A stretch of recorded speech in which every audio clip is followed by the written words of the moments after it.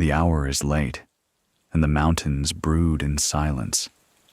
Then a drumbeat rolls through the valley, low and hollow, as if struck not by human hands, but by something older, something vast.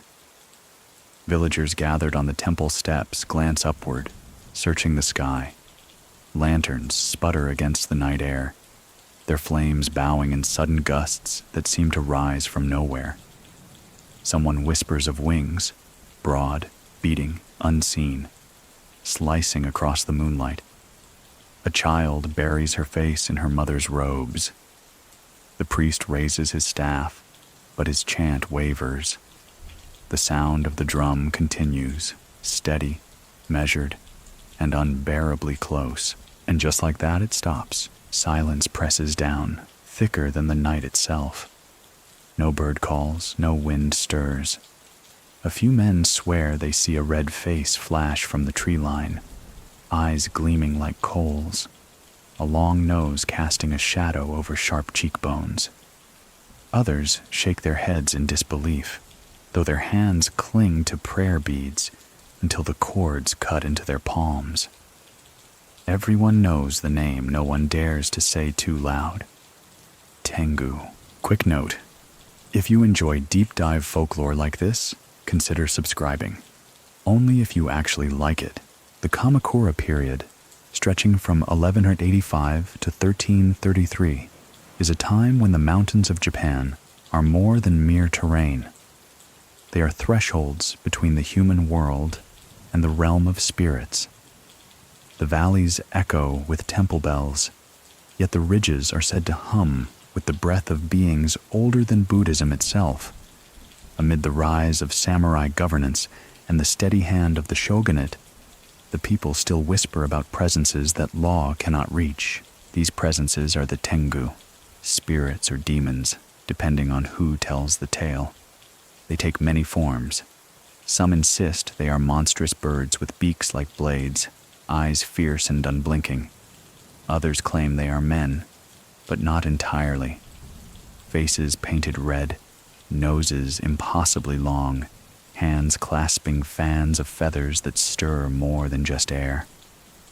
A few monks argue that Tengu are fallen priests themselves, corrupted by pride and cast into the wild mountains as a warning. In every telling, however, they remain creatures of the peaks, born of storm, arrogance, and the human imagination's darkest ridges. The drum heard tonight is not unusual. Across provinces, villagers speak of phantom noises that precede calamity, invisible drums, laughter rolling like thunder, and sudden winds that scatter prayers and extinguish candles. These are not simply coincidences. To those who live under the shadow of cedar forests and granite cliffs, they are messages. The Tengu, it is said, speak through disruption. Some historians argue these fears arise precisely because the Kamakura era is an age of tension. The samurai class has risen from provincial roots, and power shifts from the distant imperial court in Kyoto to the stern halls of Kamakura itself. In this shift, villages cling to old explanations for new dangers. Bandits vanish into mountains and return with uncanny ferocity. Storms rip roofs from temples just as sects quarrel over doctrine. Children vanish into the woods and return days later, claiming to have been taught by red-faced masters. Tengu become a vocabulary for crisis. Tonight, in this village near Mount Kurama, the priest will lead chants until his voice breaks. Mothers will hide their children under futons woven of hemp. Men will hang sprigs of pine above their doors, pine being thought to repel wandering spirits. By dawn, a gust will sweep down the slopes, scattering ash from the temple's incense braziers into the courtyard.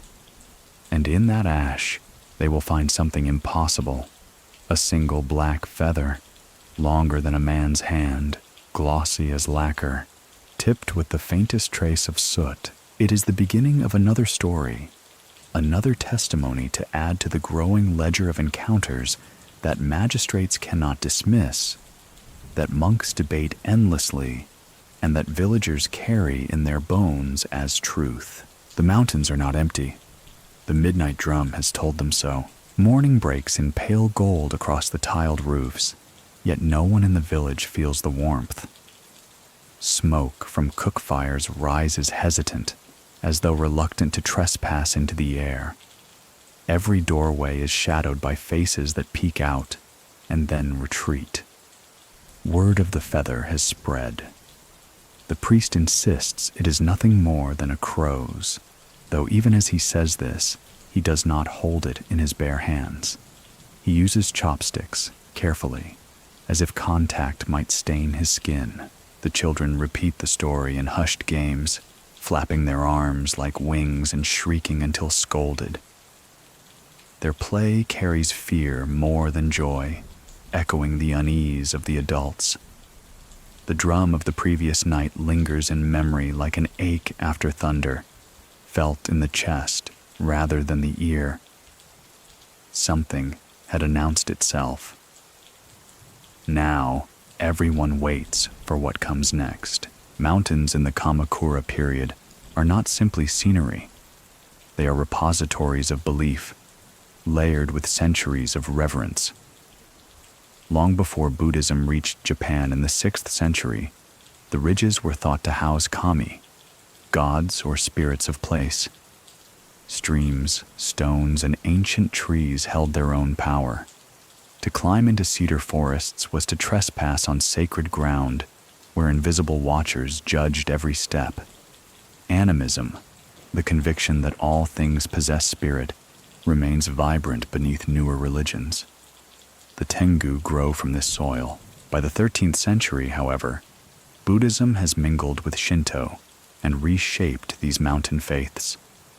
Monks trek into the peaks to seek enlightenment through hardship. Ascetics, known as Yamabushi, mountain warriors of the spirit, train in caves, rivers, and forests. They chant sutras, endure icy waterfalls, and wield ritual staffs. Their very presence on the mountains creates a collision. Human striving meets the wilderness's ancient inhabitants. Many stories describe Tengu as enemies of these monks, mocking their prayers, throwing stones, or luring them astray with phantom lights.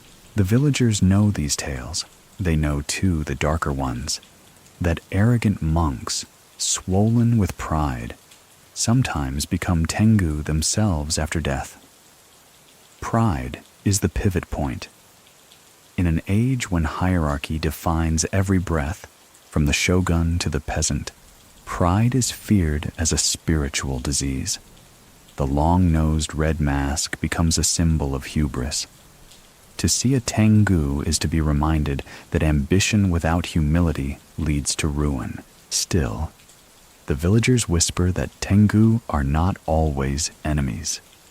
A blacksmith claims his grandfather once saw a feathered figure at a crossroads who offered him iron-working secrets in exchange for a vow of silence. A farmer recalls being led safely down a fog-bound slope by a tall, red-faced man who vanished before the Torii gate.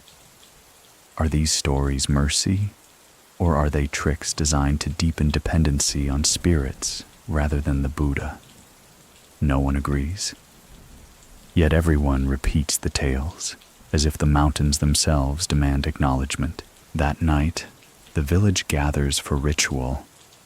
Pine branches are burned, their resinous smoke filling the temple yard with a sharp, biting scent. Salt is sprinkled at thresholds. Children are forbidden from whistling, for whistling is said to summon spirits. An elder ties cords of hemp across the western road to mark it impassable. These are protections, or at least they are attempts at protection. The villagers do not ask if they will work. They ask only how much they might delay the next visitation. Far away, in Kamakura city itself, the new capital under the Minamoto shoguns, officials hear such reports with impatience. To them, Tengu are superstition, distractions from the orderly governance of law and sword. Yet even the shogunate's chronicles occasionally record unseasonable winds or strange apparitions in the mountains. The line between myth and incident is thin. As the villagers settle into uneasy sleep, the winds return. No drum this time, only the rush of branches swaying without rhythm. But with the gusts comes laughter, not the laughter of children, nor of drunken farmers. It is a rolling sound, high and low together, carrying mockery without words. The temple bell trembles on its beam, though no one touches it. The feather found yesterday is gone from its box. In its place lies a mask, wooden, lacquered, red, with a nose impossibly long, gleaming as if freshly polished. The priest falls to his knees. Some villagers claim the mask was placed as a warning, others as a gift. Whichever it is, one truth seizes them all. The Tengu are not finished. Dawn creeps gray over the village roofs, and the mask remains where it was found. Its lacquered surface catches the light, gleaming wet though no dew lies upon it. The priest dares not touch it with bare fingers. Instead, he orders it covered with a square of white cloth and placed within the temple's inner hall. This decision is not unanimous. Some villagers protest, fearing that housing the object will invite further attention from the Tengu. Others argue that casting it aside would be an insult, sure to provoke retaliation. In the end, hesitation rules them all, and the mask stays. By mid-morning, rumors spread beyond the village. A messenger from a nearby hamlet arrives with unsettling news. A child was born last night beneath the shadow of a lunar eclipse. The midwife swore that the infant's first cry came not with tears, but with a sharp, bird-like call, thin and piercing, so uncanny that she crossed herself with both Shinto prayer and Buddhist mantra. The mother clutched the child close, but already whispers take root. Such births are omens. In Japanese folklore, certain conditions at birth mark a soul as bound for unusual fate. To be born during an eclipse, when the sun or moon is swallowed, is considered dangerous, a crossing of cosmic boundaries. Infants emerging at such times are said to carry restless spirits with them, or to be vulnerable to possession. Coupled with the bird-like cry, this child is quickly branded as Tengu no Ko, a child of the Tengu. The priest, hearing the news, grows troubled. He recalls stories told in temple records of monks who warned against such births. A scroll dating to the late Heian period mentions a noble son born with a thin membrane, what physicians now call a caul, covering his face. The family feared this marked him for contact with mountain demons. Though the caul was removed and buried beneath a shrine, the boy grew into a proud man, and later chronicles claim he transformed into a Tengu upon death. Whether true or embroidered, such stories gain new life whenever strange births occur. The villagers gather again to discuss the omen child. Some propose isolating the family, keeping the infant away from temple grounds until his nature can be discerned. Others argue for protective rites, scattering beans at the threshold, inscribing sutras on strips of paper to be tied to the child's clothing, and burning mugwort near his cradle to drive away spirits. The parents, frightened yet defiant, demand the protection of both priest and community. They will not let their child be abandoned to superstition. Meanwhile, monks from the mountain temple arrive. These are yamabushi, ascetics in patched robes with conical hoods, their staffs ringing with metal rattles. They look upon the mask and the newborn with equal suspicion. To them, Both are signs of disturbance in the delicate balance between human striving and spiritual pride. One monk tells a tale. Long ago, a priest obsessed with power sought to master wind and thunder through meditation. His pride consumed him, and upon death, his soul split into storms and feathers. Thus, the first Tengu was born. The lesson is clear.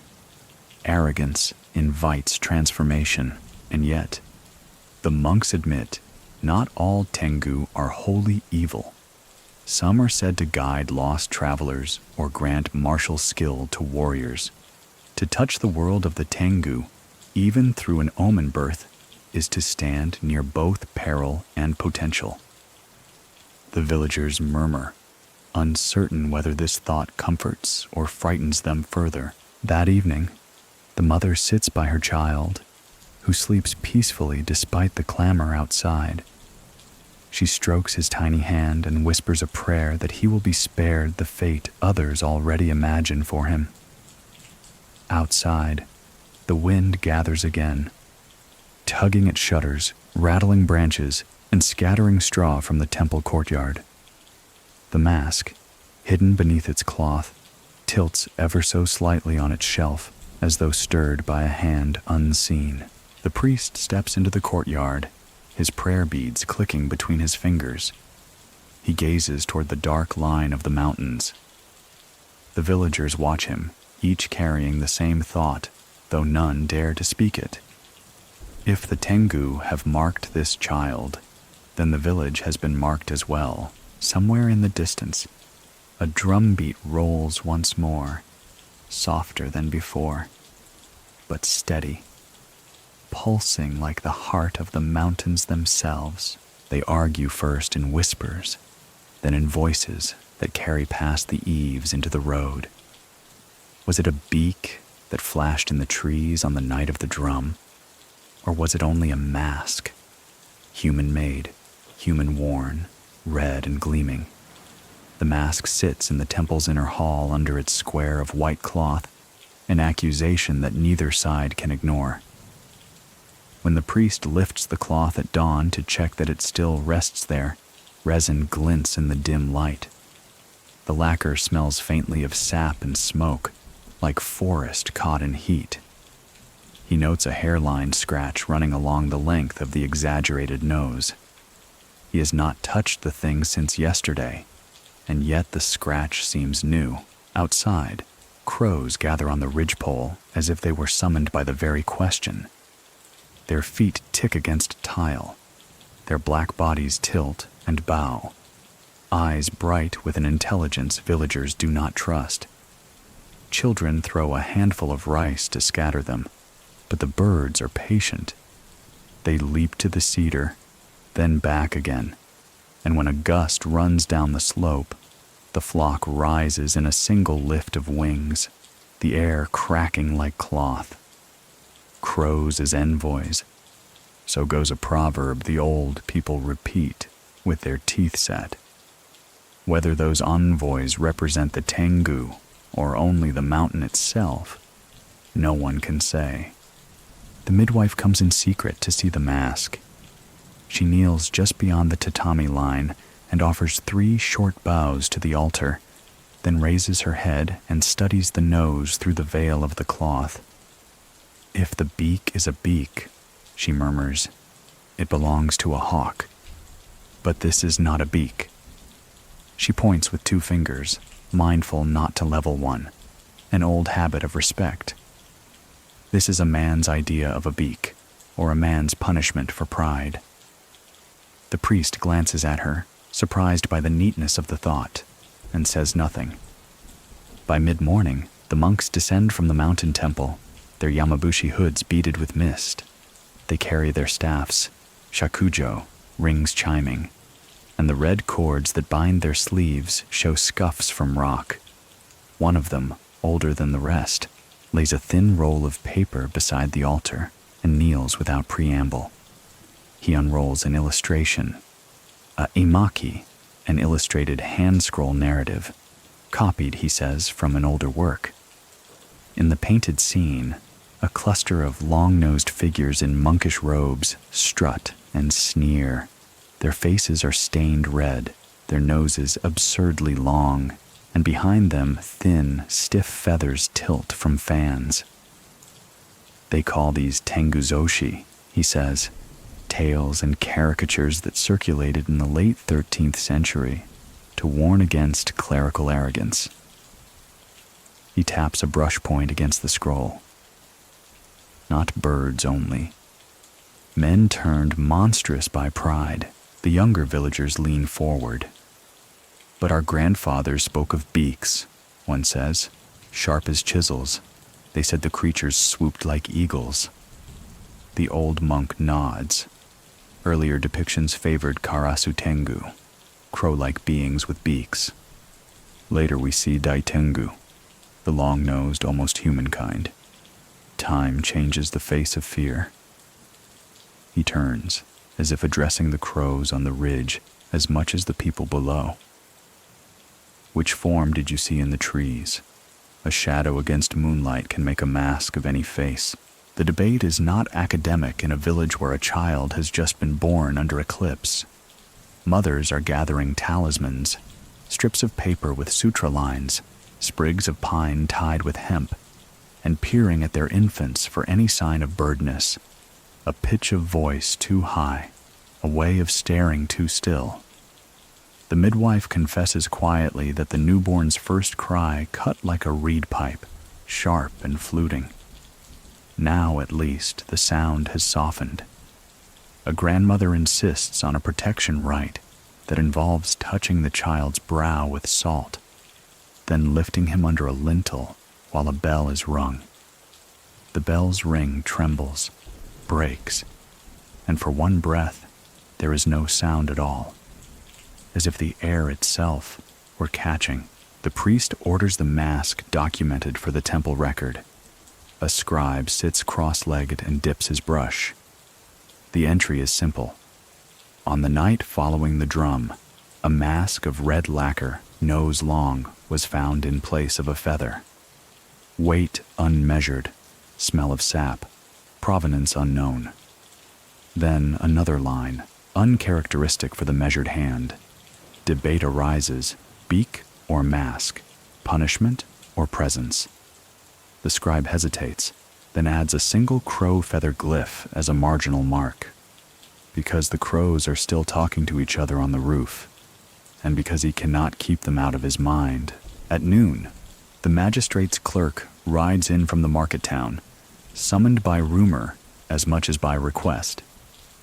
He stands outside the hall and refuses to enter while the mask is uncovered, citing order after order on the matter of unauthorized cult objects. He reads loudly with a theatrical clear throat, imperial edicts from long ago on prescribing unapproved rituals, shogunate advisories on calming the populace with rational governance. The villagers hear nothing inside those words that comforts them. If it is a mask, he says, it was carved by a man, and men answered a law. The priest draws a breath. And if it's not? The clerk adjusts the tie of his sleeve. Then it is a story, and stories answer to law by another path. His smile does not reach his eyes. That afternoon, the question turns to craft. The blacksmith is asked to judge the mask's wood. He is no woodworker, but he knows his materials. The priest lifts the cloth. The blacksmith leans in, breath held. He does not touch it. No one wants that blame. But he noses the scent again and guesses hinoki, Japanese cypress, under the lacquer's bite. Hinoki is durable and used in shrines. The idea that shrine wood might be shaped into the face of a tengu is a twist that turns a few stomachs. The lacquer, urushi, sap harvested and refined, catches the lamplight without blemish, except for that one long scratch. It is well made, the blacksmith says, and he means it as accusation and respect together. By evening, a small theater of memory builds in the courtyard. the elder who once traveled to Kyoto speaks of glimpsing, as a youth, a festival procession in which a dancer wore a scarlet nose so long a boy had to lift it with a cord to keep it from tipping. He is corrected by a monk who says no, the classical masked drama will not fully flower until the next century, but Sarugaku and Kagura, early comic play and Shinto ritual dance, already use masks. What we see on stage and what we fear in the trees are cousins, the monk says. One is made to teach, one is made to warn. A child tries on a paper festival mask kept for New Year's, its nose stubby and silly. The adults laugh too quickly and then fall silent. It is not simply art that blurs the line. Old Yamamoto, who fought for a minor lord and now spends his days mending sandals, tells a story he never told entire. In his youth, he climbed the mountain in summer as a hired messenger and lost his way among pines that all smelled the same. He says that, at his most frightened, a tall figure in a white robe appeared out of the mist, a feather fan, hauchiwa in hand, and pointed without speaking toward the path. I saw no beak, he says, and no mask, only the fan and the eyes. He makes the shape of the fan with his fingers, a crescent opening in the air. The wind rose when he lifted it and the path cleared. Someone asks, because someone always must, whether a man with a fan can be a Tengu at all. Yamamoto looks at the crows. The mountain decides, he answers. The fan itself becomes subject to argument. A boy remembers a comic tale from a traveling storyteller, that the Tengu's feather fan can lengthen or shrink a person's nose, a joke made at the expense of the proud. The monk nods. Yes, there are stories like that, late and told with laughter, but they carry an older advice. The wind that lifts you can also mock you. Pride puffs the face, humility sets it right. He glances at the mask, and then at the eclipse-born child's house across the road. What a child's fate is, nose or no nose, will be decided by more than birth. Night folds over the tile and cedar. The crows vanish as if displayed only for daylight's argument. The villagers bring paper lanterns to the temple stairs, their light casting oranges and ambers against the wood. The priest, who has resisted clever explanations, asks the old monk for a reading from a scroll of incidents, the kind that temples keep as both warning and history. The monk chooses one that mentions Mount Kurama, because the name is on everyone's tongue. It tells, sparing in words, full in implication, of a boy called Ushiwakamaru, later known as Minamoto no Yoshitsune, 1159-1189, who trains on that mountain and learns sword arts from Sojobo, the Tengu king. The record does not insist, it hints, but the names alone are weight. Yoshitsune is a hero of an age. Kurama is an altar of cedar and rock. In speaking them together, the story gives Tengu a teacher's face. The villagers glance at one another, changing roles. The spirits shift from villains to instructors, depending on who needs what fate to be true. A young woman laughs, and the sound is brittle. If a Tengu taught Yoshitsune, will a Tengu teach our eclipse child? The question is meant to be barbed. The mother of the boy hears it anyway. She sets her jaw and answers without rising. If teachers come, I will choose wisely which ones to let near. She turns to the priest. What would you have done had he been your son? Lock him away because a drum sounded in the night? The priest, who once had a brother carried off by fever in a wet spring, does not answer quickly. He looks at the mask, then at the line of the mountains that show only as a darker seam against the dark. He remembers another record, this one from a different province, in which a temple bell shattered after a summer storm that men swore moved in circles against the wind. They wrote Tengu kaze, Tengu wind. He hears again the laughter that came down the slope last night, that had no mouth to own it. He says finally, "We will do the rites that guard a soul. We will not let fear name him before he names himself." Morning brings a small experiment, a village kind, a way to ask a question without claiming to. The carpenter fashions a simple stand from scrap hinoki and measures, with a string tied to a pebble, the angle at which the mask's long nose leans. He ties the string to a beam above and contrives a way to mark drift with charcoal. "If a wind moves it," he says, "we will see the mark." It is not science in a scholar's sense. It is a farmer's geometry, enough to satisfy the few who need to put numbers to a ghost.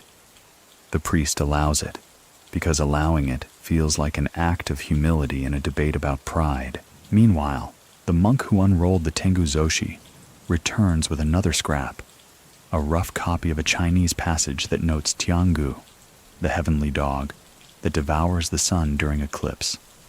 He shrugs. Names travel and change their clothes. Dog, bird, man. What we fear climbs the ladder of symbols. We rarely pull it back down into one cage. For a moment, the villagers are quiet together, held not by terror, but by the odd comfort that confusion itself is ancient. When wind rises at noon, the charcoal mark deepens a hair's breadth. A few exclaim. The carpenter frowns thoughtfully, as if testing whether the roof's slight sway could account for it. The clerk from the magistrate's office, still loitering like a thin question, murmurs that it proves nothing. The mother of the eclipse child nurses him and hums under her breath, choosing nothing to believe that would make him smaller. The conversation returns, as it always will, to eyes. "What did you see?" The old men insist again on a beak slicing the moonlight. The priest admits, reluctantly, that his own glimpse could have been a nose if it could have been a beak. Distance makes liars of everyone. A youth, newly bold, says he saw only a shadow falling across the bell, and then a sudden trembling, as if the bronze remembered a blow from years ago. No one accuses anyone else of cowardice. They have been together through typhoon and lean harvest. They know that how a man's fear takes shape is between him and the cedar that saw him at night. Near sunset, the midwife returns with an object wrapped in cloth. She sets it beside the temple mask and unfolds it. A crude, old festival mask found in her storehouse. Red paint faded to russet, nose broken off clean. "From my grandmother's days," she says.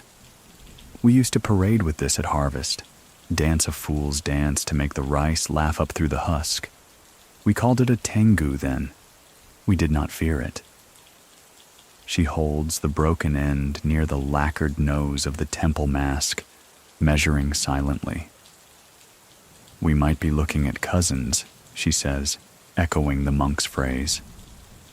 "But cousins can be enemies too," someone asks, softly enough to pretend casualness. Whether the temple mask could be a human message. Might a bandit group that hides in the mountains be leaving a sign, a mark to frighten and rule the road? The clerk prefers this thought and warms to it. The monk does not reject it. The priest does not choose. In the Kamakura years, official reports occasionally blame mountain men for ambush and extortion, and it is easy, dreadfully easy, to let their faces blur into feathers. Authority suspicion is its own wind, able to bend bamboo in the opposite direction. At the well, two girls practice a kind of logic that uses rhythms instead of premises. They chant an old clapping rhyme whose words have had their meanings worn off. One line that remains bright says, Don't point at the long nose, or yours will grow long. They laugh, point at each other, and then, abruptly sober, they pull their hands back and tuck them in their sleeves. Pride is a trickster that lives even in children's games. The story has taught that much at least. The priest takes the mask out into the courtyard at last light, not to parade it, not to flaunt it, but to let the mountains see it. He holds it level with his chest, nose aimed at the pass between two ridges. A breath of wind goes over his skin. Gooseflesh climbs his arms. The crows do not return, but a solitary hawk circles, high and indifferent. The priest speaks as one might speak to a neighbor encountered at the threshold. If this face is yours, know that we have kept it from insult. If it is ours, know that we are trying to keep our pride from wearing it. No laughter answers, none that human ears can separate from cedar sigh. A scent, urushi, pine smoke, and the cold iron of approaching night settles along the stones. Lamps are lit. The carpenter's charcoal line is checked a final time, and found to have thickened by a degree so small that only the carpenter insists it means anything. The clerk writes a brief note to his magistrate that will look tidy in a ledger. A mask of festival make, the people are calmed by instruction. He will not mention the crows or the hawk, or the pause in everyone's throat. Before sleep, the mother of the eclipse child takes a strip of paper and writes a single character on it, not a sutra, not a name, but the simple word for between. She ties it to the lintel over her child's mat with a twist of hemp, between beak and mask, between fear and instruction, between law and the wind that ignores it. She lies down and closes her eyes, the boy's breath warm against her arm. Around midnight, a small gust runs through the hall where the mask rests again on its stand. A faint ring comes from the shakujo leaning by the monk's bedroll, though the metal rings do not touch. The mask tips a fraction. In the morning, the scratch along the nose will look ever so slightly longer, as if some beak, not bird, not man, had nibbled at the lacquer of certainty in the dark. A storm brews on the horizon as the monks descend once more from the mountain. The air is heavy, thick with the charge that precedes lightning, though no bolt yet falls. Farmers huddle beneath the eaves of their homes, glancing at the ridgeline where clouds mass like warriors gathering for battle. It is not only the weather that unsettles them. Word has spread. The Yamabushi, mountain ascetics, claim the cedar forests as their domain, and they do not suffer rivals, even those that are spirits. The Yamabushi are not men to be dismissed. Clad in patched robes, they wear conical hoods and carry the iron-ringed staff that rattles with each step. They chant sutras and blow conch shells that echo across valleys.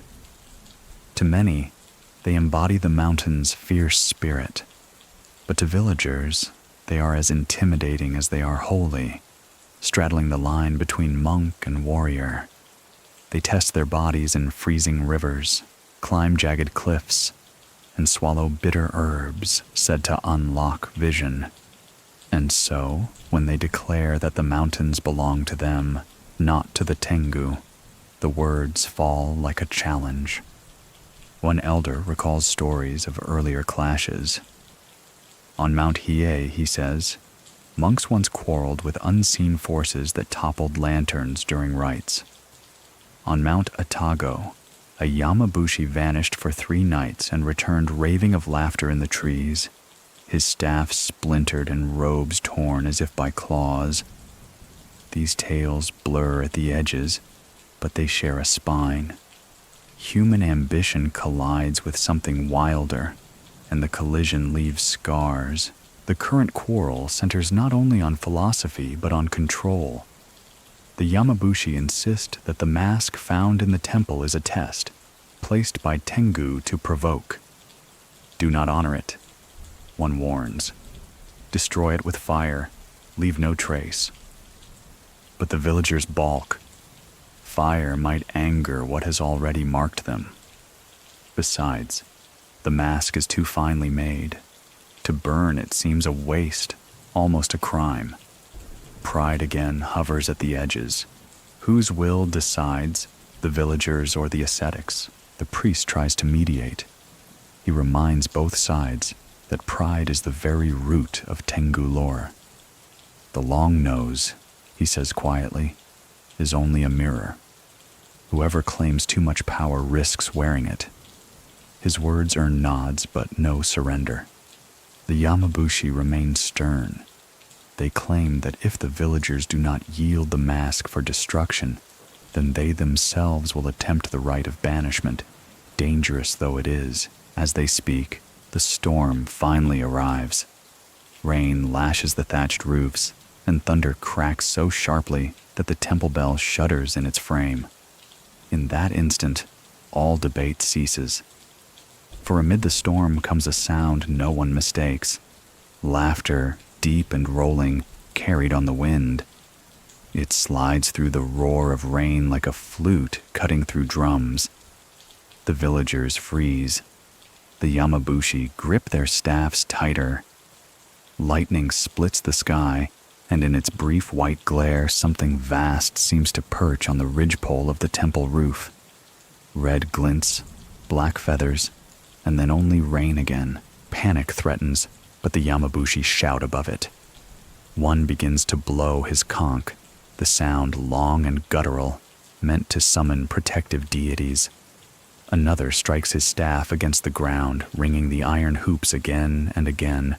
The priest joins with chants, his voice raw. They mean to drive the presence back, to assert human faith against the mountain spirits. But for every chant, a gust answers, rattling shutters, snapping branches. Then, the mask falls. The storm bursts open the temple door, wind knocking the lacquered face from its stand. It clatters across the tatami and comes to rest at the villager's feet, staring upward with its impossible nose and red gleam. Gasps ripple through the hall. Some step back. The mother of the eclipsed child steps forward. Without hesitation, she scoops the mask up in both hands. Her arms shake, but she holds it firm, staring into its painted eyes as if defying it. The storm calms almost at once. Not silence, but a softening. The laughter fades into the distance, replaced by the ordinary patter of rain. The Yamabushi stop their chants, blinking at the sudden ease. The mother lowers the mask, breathing hard. It is not theirs to command, she says. Not to the monks, not even to the villagers, but perhaps to the mountains themselves. Yet the scratch along the nose has lengthened again, curling now into a fissure, as though something within struggles to break out. By dawn, the storm has passed. The village wakes to broken branches, scattered shingles, and a question no one knows how to answer. Was last night a victory, or merely the opening of a deeper feud between men, mountains, and the spirits that stalk their ridges? The Tengu are not defeated. They are listening. The storm leaves the village smelling of damp cedar and charred resin. Roofs drip steadily, and the fields beyond the torii gate lie flattened where the rain beat them down. Yet it is not the damage to homes or crops that fills the villagers' minds. It is what the Yamabushi declared after dawn prayers. The mountain ascetics insist that unless the mask is destroyed, more storms will come, summoned by the pride of the Tengu. The villagers hesitate, for destruction is no small matter. To burn the mask would mean direct defiance of whatever force placed it there. In moments of uncertainty, people turn to what they can hold in their hands. The women of the village gather pine branches, binding them with hemp cords. They carry them into the temple courtyard, where they are set alight one by one, sending plumes of resinous smoke curling skyward. The sharp, biting scent clings to hair and clothes. Pine has long been believed to cleanse spaces of restless spirits. Its smoke is said to sting eyes not meant to look upon human homes. Mothers wave bundles of smoking needles near their doorframes. Farmers carry the embers around their fields, tracing protective circles. Salt, too, is scattered liberally. A basin is kept at the temple entrance where each visitor pinches a small handful to toss upon the threshold. Salt is thought to purify, to absorb corruption, to create an invisible boundary that spirits hesitate to cross. At night, villagers leave small mounds at their windowsills. By morning, the piles are damp and shrunken, and no one agrees whether the rain has melted them or something else has tasted them away. Amulets appear next. The temple scribe works tirelessly, brushing sutra verses onto slips of paper. These are folded and tied with red thread to children's robes. Some are pasted above doorways. A few are even tied directly to the beams of barns, where livestock are said to be especially vulnerable to mischievous spirits. When a cow lows at midnight, families whisper that the amulet is holding firm, keeping invisible hands from leading the animal astray. A curious practice emerges in the midst of these protections. Villagers avoid whistling after dark. Whistling, elders say, is like speaking in a tongue spirits understand. A shrill note through pursed lips may summon something listening in the forest.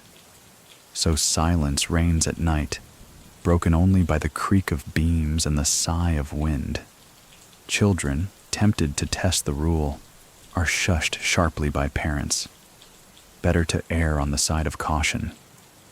Despite the rituals, unease festers. Some claim that charms are too little against forces born of mountains. Others cling to them with desperation. The Yamabushi look on with half-concealed disdain. They insist that true protection lies in rigorous austerity, cold water ablutions, fasting, meditation, the discipline of body and will. Smoke is smoke, one says. Words on paper are only ink. Prideful spirits respect only strength. Yet the villagers are not monks. They are farmers, craftsmen, mothers, and children. They wield what they have: smoke, salt, hemp cords, paper prayers. These small defenses are not just spiritual. They are acts of survival, ways to grasp agency in a world where thunder may be laughter and feathers may fall from nowhere. One evening, as smoke coils upward from a new pine fire, the eclipsed child gurgles in his cradle. His tiny hands wave as though reaching for the curling tendrils. The mother watches, torn between dread and wonder. She notices that when the smoke thickens, the child calms, eyes growing heavy. He sleeps as though soothed, she whispers. Some hear it as a sign of protection, others as evidence that the child is kin to whatever lurks in the mountains. Later, the priest walks the courtyard, stepping carefully between salt mounds and ember pots. He thinks of the old chronicles that describe protective rites against unseen forces. Lines of rice scattered across doorways, mirrors angled to reflect spirits back upon themselves, bells rung to drive away shadows. All societies invent such barriers. Perhaps they hold, perhaps they fail. But perhaps the greater strength lies in the act of making them, in saying, "Here is where human life stands." He looks up to the ridges, black against the stars. Smoke drifts past him, acrid and cleansing, but beyond it, the mountains brood, immense and unbothered. He cannot tell whether the Tengu laugh at these rites or whether they linger, watching, tested by human defiance. As he turns back toward the temple, a crow calls from the cedar. Its cry cuts sharp through the night, and the eclipse child stirs again in his sleep. The clerk returns with horse and seal, a ribbon of red fluttering from his staff as if he wants the mountains to recognize the emblem of order. He has not come alone. 2 Gokinen, vassal retainers sworn to the shogunate, land for service, ride at his back, armor lacquered the deep brown of chestnuts. Behind them tramp 6 footmen with bamboo polearms and a pair of bowmen whose quivers knock softly against their hips.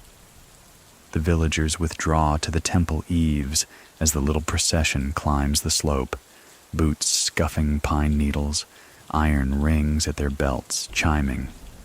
The clerk bows to the priest only after he has dismounted and hung his helmet on the saddle horn like a third, listening head. "A convoy was robbed 3 nights ago on the Kamakura road," he announces, voice carrying. "Rice levies bound for the granary near Ofuna. Witnesses say the band's leader vanished into a wind that fought our arrows." He clears his throat with the self-importance of a man who likes the way words arrange themselves under his tongue. "Our magistrate names this leader Kinuemon, formerly of Sagami, now outlaw.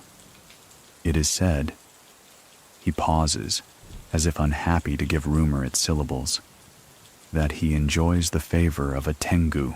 The priest notes calmly that wind also aids men who know the mountain. "Storms come to those who climb," he says. The clerk nods and allows the truth of weather, but raises a second truth, one inscribed in governance. Since Minamoto no Yoritomo established the offices of Shugo, provincial constables, and Jito, estate stewards. After 1185, the shogunate has claimed a duty to keep roads clear. The Goseibai Shikimoku, our law code of 1232, speaks plainly. He adds, "Road theft is a stain on order. The court will not have it."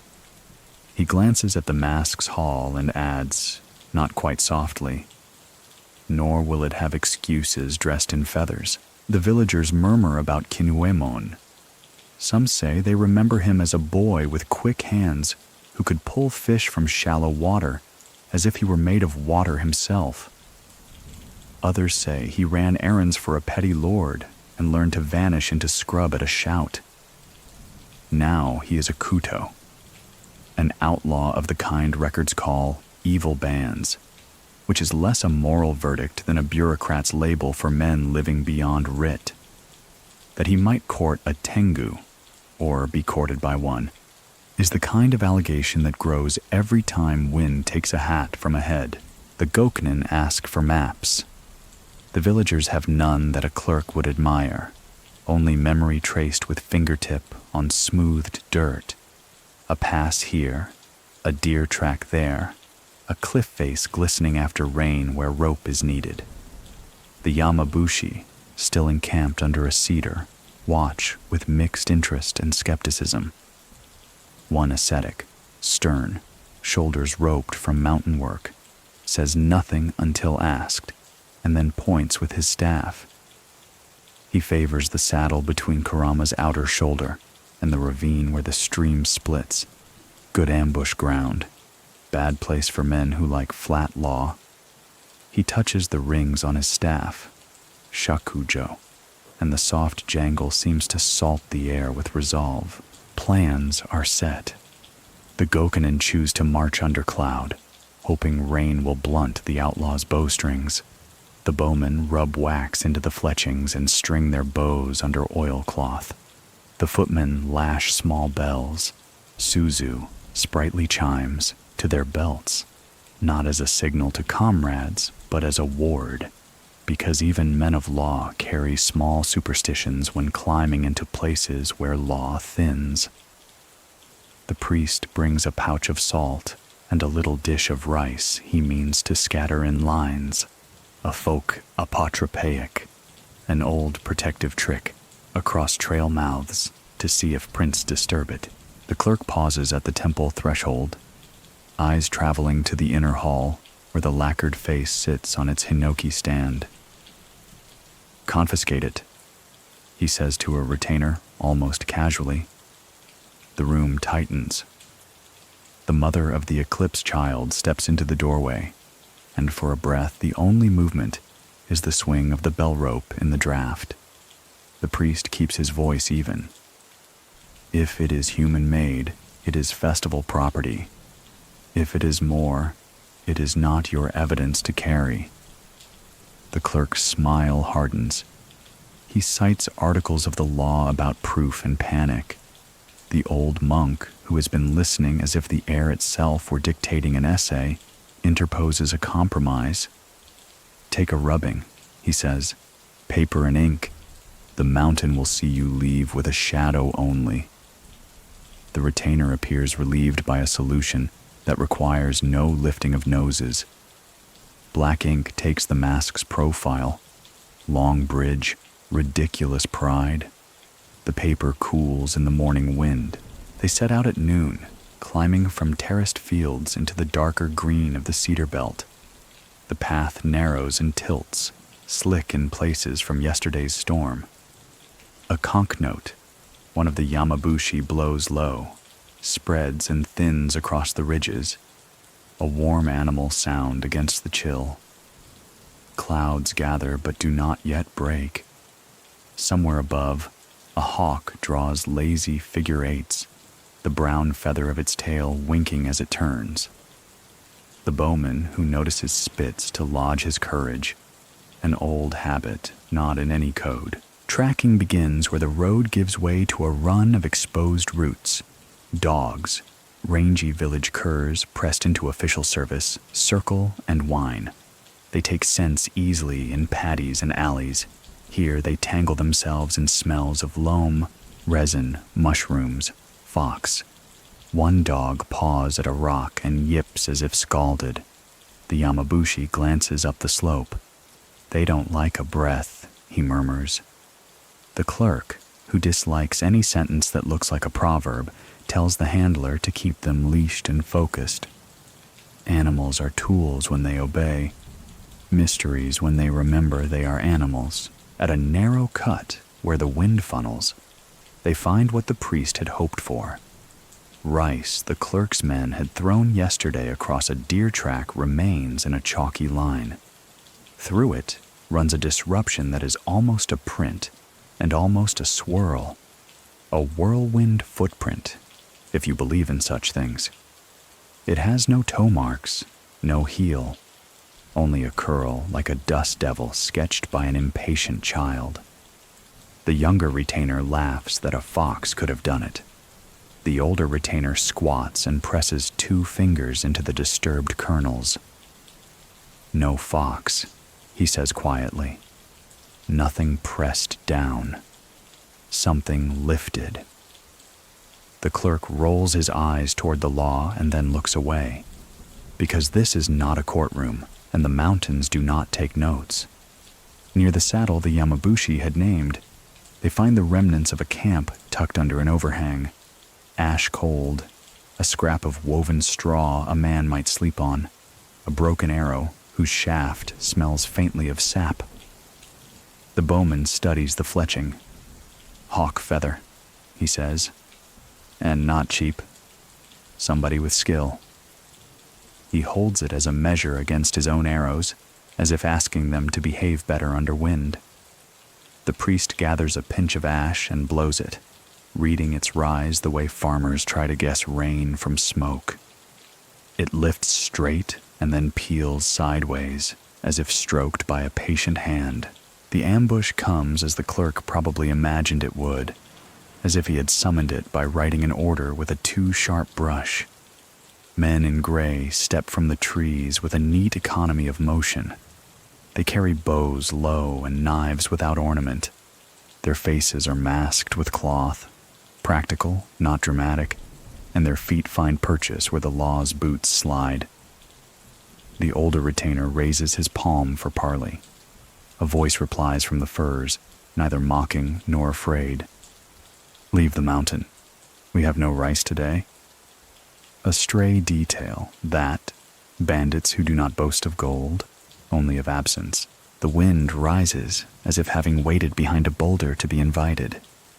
It comes up the ravine with a sound like grain poured into a chest. The bells on the footmen's belts begin their foolish chime. Arrows fly and wobble. Those aimed well break their line as if they suddenly remembered a different errand. A retainer's helmet ribbon flutters free and slaps his cheek. The clerk shouts something about order that the wind takes up and wrecks against rock. The Yamabushi plants his staff and begins a chant that rides under the noise, syllables like stepping stones in flood. Someone, Kinwemon perhaps, moves along the lip of the overhang with the looseness of a cat. He is not young and not old, a man worn to the uses of rope and incline. He does not look toward the village men because men are not what concerns him in that breath. He looks up, simply up, and lifts his left hand.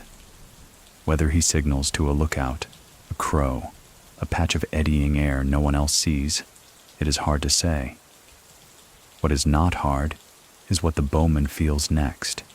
His arrow rocked in the moment before release, a little shrug as of a sleeve tugged by a child.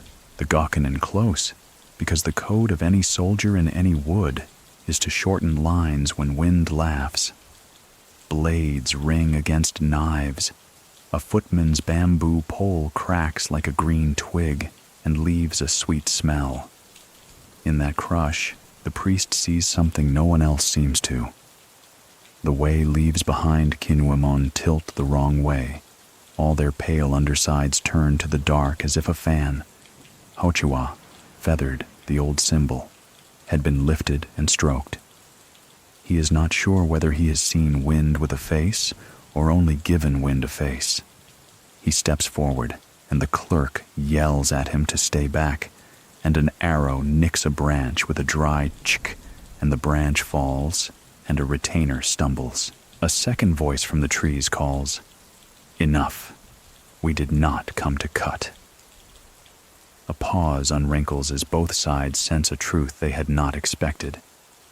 The outlaw is leaving himself an exit that does not paint him as coward or villain. Bloodless duels, another of the mountain's motifs. The Yamabushi lowers his chant to a hum. The clerk seizes breath to declare warrants and punishments, and ends up shaking rain from his sleeve instead. Kinwemon steps nearer where the shelf broadens. The men see his eyes clearly now, green-black like eel skin, and the feather of a hawk tied into his hair not as a trophy, but as a reminder. He nods once at no one and at everyone. "You are hunting the storm," he says. "It has no collar." He points down valley with 2 fingers and speaks to the clerk without rancor. "Your convoy uses the pass at the wrong hour. You hold men too long at the granary and make them desperate on the road home. Fix that, and you will see fewer wins." The bowman, to his credit, hears sense in the bandit's scolding.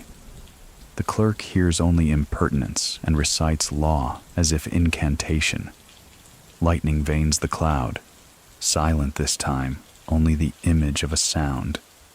And when the thunder finally rolls a moment later, it sounds like laughter far away. Kinuemon's men drop a rope ladder from a ledge they alone know and pour upward as fish pour through a split in a weir. A retainer lunges, slips, wins back a handhold, and stops because the ledger of bodies he would have to spend to climb that last wet pitch is too expensive for taxes. The clerk snatches at the air and comes up with nothing. The Yamabushi slams his staff once, hard, and the rings sing like angry bees, and then quiet as if ashamed of being noticed. After, the camp is theirs to comb. They find what men always leave behind when they move: ashes, a broken peg, a heel print that has been cleanly cut in half by a new swirl of dust.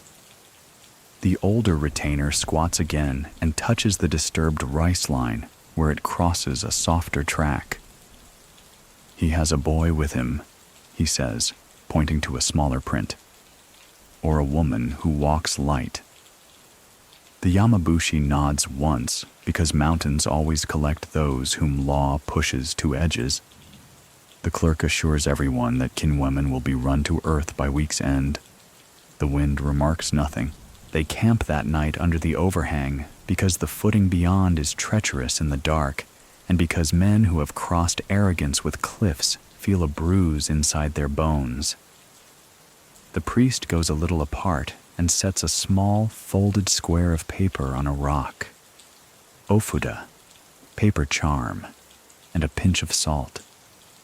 He speaks a handful of words he would be embarrassed to repeat in a hall. Something like, "You saw us. See us kindly." He knows better than to call names as if he had mastered them. Sleep comes in strips. The bells on the footman's belt settle to a small, apologetic jingle. The Yamabushi do not sleep so much as tilt toward it, like trees retaining a little sap for winter. The clerk mumbles in his blanket, exactly the phrases he will write when he returns. Ambush repelled, wind on ledge, bandit boasts of sky demons. A soft sound wakes the priest well before dawn.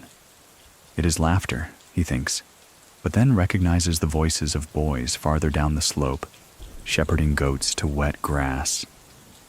He smiles at himself for the error, and then stops smiling because there is a feather on his knee.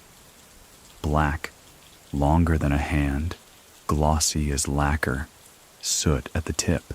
Morning brings another run at reason.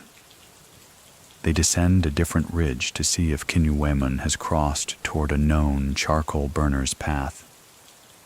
The bowman marks distance by breaths, the older retainer by how the angle of the sun strikes away shadow, the clerk by how many times irritation makes him bite the inside of his cheek.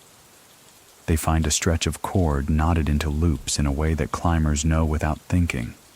Practical, not mystical. They find 3 stones stacked on a stump. The clerk calls them a sign. The Yamabushi tips them over and says, "Or the work of a bored boy with a full morning, at a rill where water talks to itself." The priest washes his hands and thinks of Yoshitsune again, trained by Sojobo on Kurama if one wishes to dress skill in feathers. He imagines Kinuemon as a pupil of the same mountain, not a noble hero, but a rope wisdom man educated by hunger and frost. He wonders, in that private chamber where priests allow heresy to stretch its legs, whether the Tengu who teach are bored with endless sermons about pride and want students who can listen to wind without shouting at it. He flicks water from his fingers and tells himself not to bring such thoughts into the hall. By noon, it is official. The bandits have slipped them. The Gokinen are not shamed. They can recognize a well-run retreat when they step in its wake. The clerk is furious that the narrative will not compose itself into a clean account fit for a desk. A man stole, men chased, court prevailed. He wants either villain or demon, preferably both. He has gotten instead a rebuke about convoy schedules and a night of bells. He demands they search the saddle again. They do, and find nothing but the feeling of being watched by something that does not blink. Descending, they pass under a shimanawa, a straw rope tied across a narrow gap, its white paper streamers, shied, fluttering.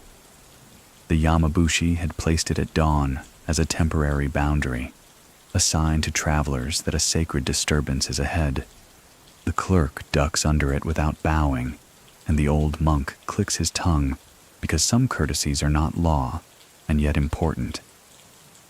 The villagers in the returning party touch the rope lightly and feel calmer, as one feels when a house's lintel is solid under a hand. They walk back into the village with little to show. A rubbing of a mask they did not dare take. A feather they did not collect because the priest put it into the fire before anyone could give it meaning, and a bruise on the clerk's pride that he cannot place under seal. Yet not nothing. The bowman keeps the broken hawk-fletched arrow to remind him that wind means more than weather at altitude. The older retainer remembers Kinyuamon's words about the granary and resolves to mention them to a friend who can make ideas look like his own. The eclipse child laughs at the edge of his blanket when the mother carries him into the courtyard to meet the returning men. His hands reach for the sunlight breaking through cloud. The priest sees the way the boy's fist grips brightness and wonders if a teacher, of feathers or of law, will one day take that hand. He tells himself, as he has told others, that pride is the pivot and humility the hinge. He knows, as one knows a path he has walked too often, that this sentence satisfies logic more than it persuades weather. The clerk delivers his report to the villagers, as if they had been the ones to request it. He mentions the Gosei by Shikimoku again, because dates make speech sound solid, and declares the roads will be patrolled until the sky no longer aids thieves. The Yamabushi murmurs something about the sky aiding whomever it pleases. The clerk smiles the way men smile when they are already imagining themselves telling a better story in a warmer room. That night, the temple bell hums without being struck, only a touch, as if a finger smeared with lacquer had drawn a half circle on its bronze. The priest feels the sound in his ribs more than he hears it. The mask's scratch, he checks without meaning to, has opened another hair's breadth. He places the ink rubbing the clerk made beside the stand and studies how a shadow can look like authority if you give it clean edges. What would you have done? Burn the mask to declare dominion, or keep it and risk being taught by something that laughs at locks? On the ridge above, a figure, man or more than man, steps through a gap in the pines and watches the village lights bruise the dark. He lifts a feathered fan and tests the night's air, not to harm or bless, only to read it. Somewhere in the gullies beyond, Kinyuamon sits against rock and eats cold rice, eyes turned toward a pass he will not use again, thinking, perhaps, about schedules and storms. The wind, indecipherable judge, moves where it wants and writes no minutes. The temple bell has barely finished its low hum when a messenger runs breathless into the courtyard. His sandals are slick with mud, and his robe clings to him from the climb. He bows hastily, words tumbling out. From Mount Hiei, Kyoto itself has heard. Strange intruders, red-faced, long-nosed, feathered, they disrupted rites at Enryakuji. The year is 1233, and scribes have already set brush to parchment. The villagers murmur, for the name of Mount Hiei carries weight. It is the seat of the great Tendai Monastery, a bastion of learning and ritual discipline that has stood since the 9th century. If even Enryakuji, with its thousands of monks and its proximity to the capital, is shaken by tales of Tengu, then what chance has a village in cedar shadow? The scroll arrives 2 days later, carried by a junior monk with shaved head gleaming from rain. He lays it carefully upon the altar. The ink is fresh, the brush strokes sharp with urgency. It records that during a midnight vigil, witnesses saw figures rush among the chanting monks. They were described as hitogata, human in form, but faces were grotesque. Crimson skin, bulbous noses, eyes alight like lanterns. They overturned offering tables, scattered sutra scrolls into the air, and laughed with voices that split into echoes as if each mouth hid many throats. One detail unsettles the Yamabushi most. The intruders carried feathered fans, the hauchiwa, which stirred winds so violent that lamps were snuffed despite the hall being enclosed. When the fans were lowered, the winds ceased instantly. This mastery of air appears again and again in reports, always linked to the long-nosed Tengu, never to the crow-beaked kind. The monks wrote that these beings departed without strike or wound, leaving only mockery behind. The clerk, listening, seizes on the word human-like.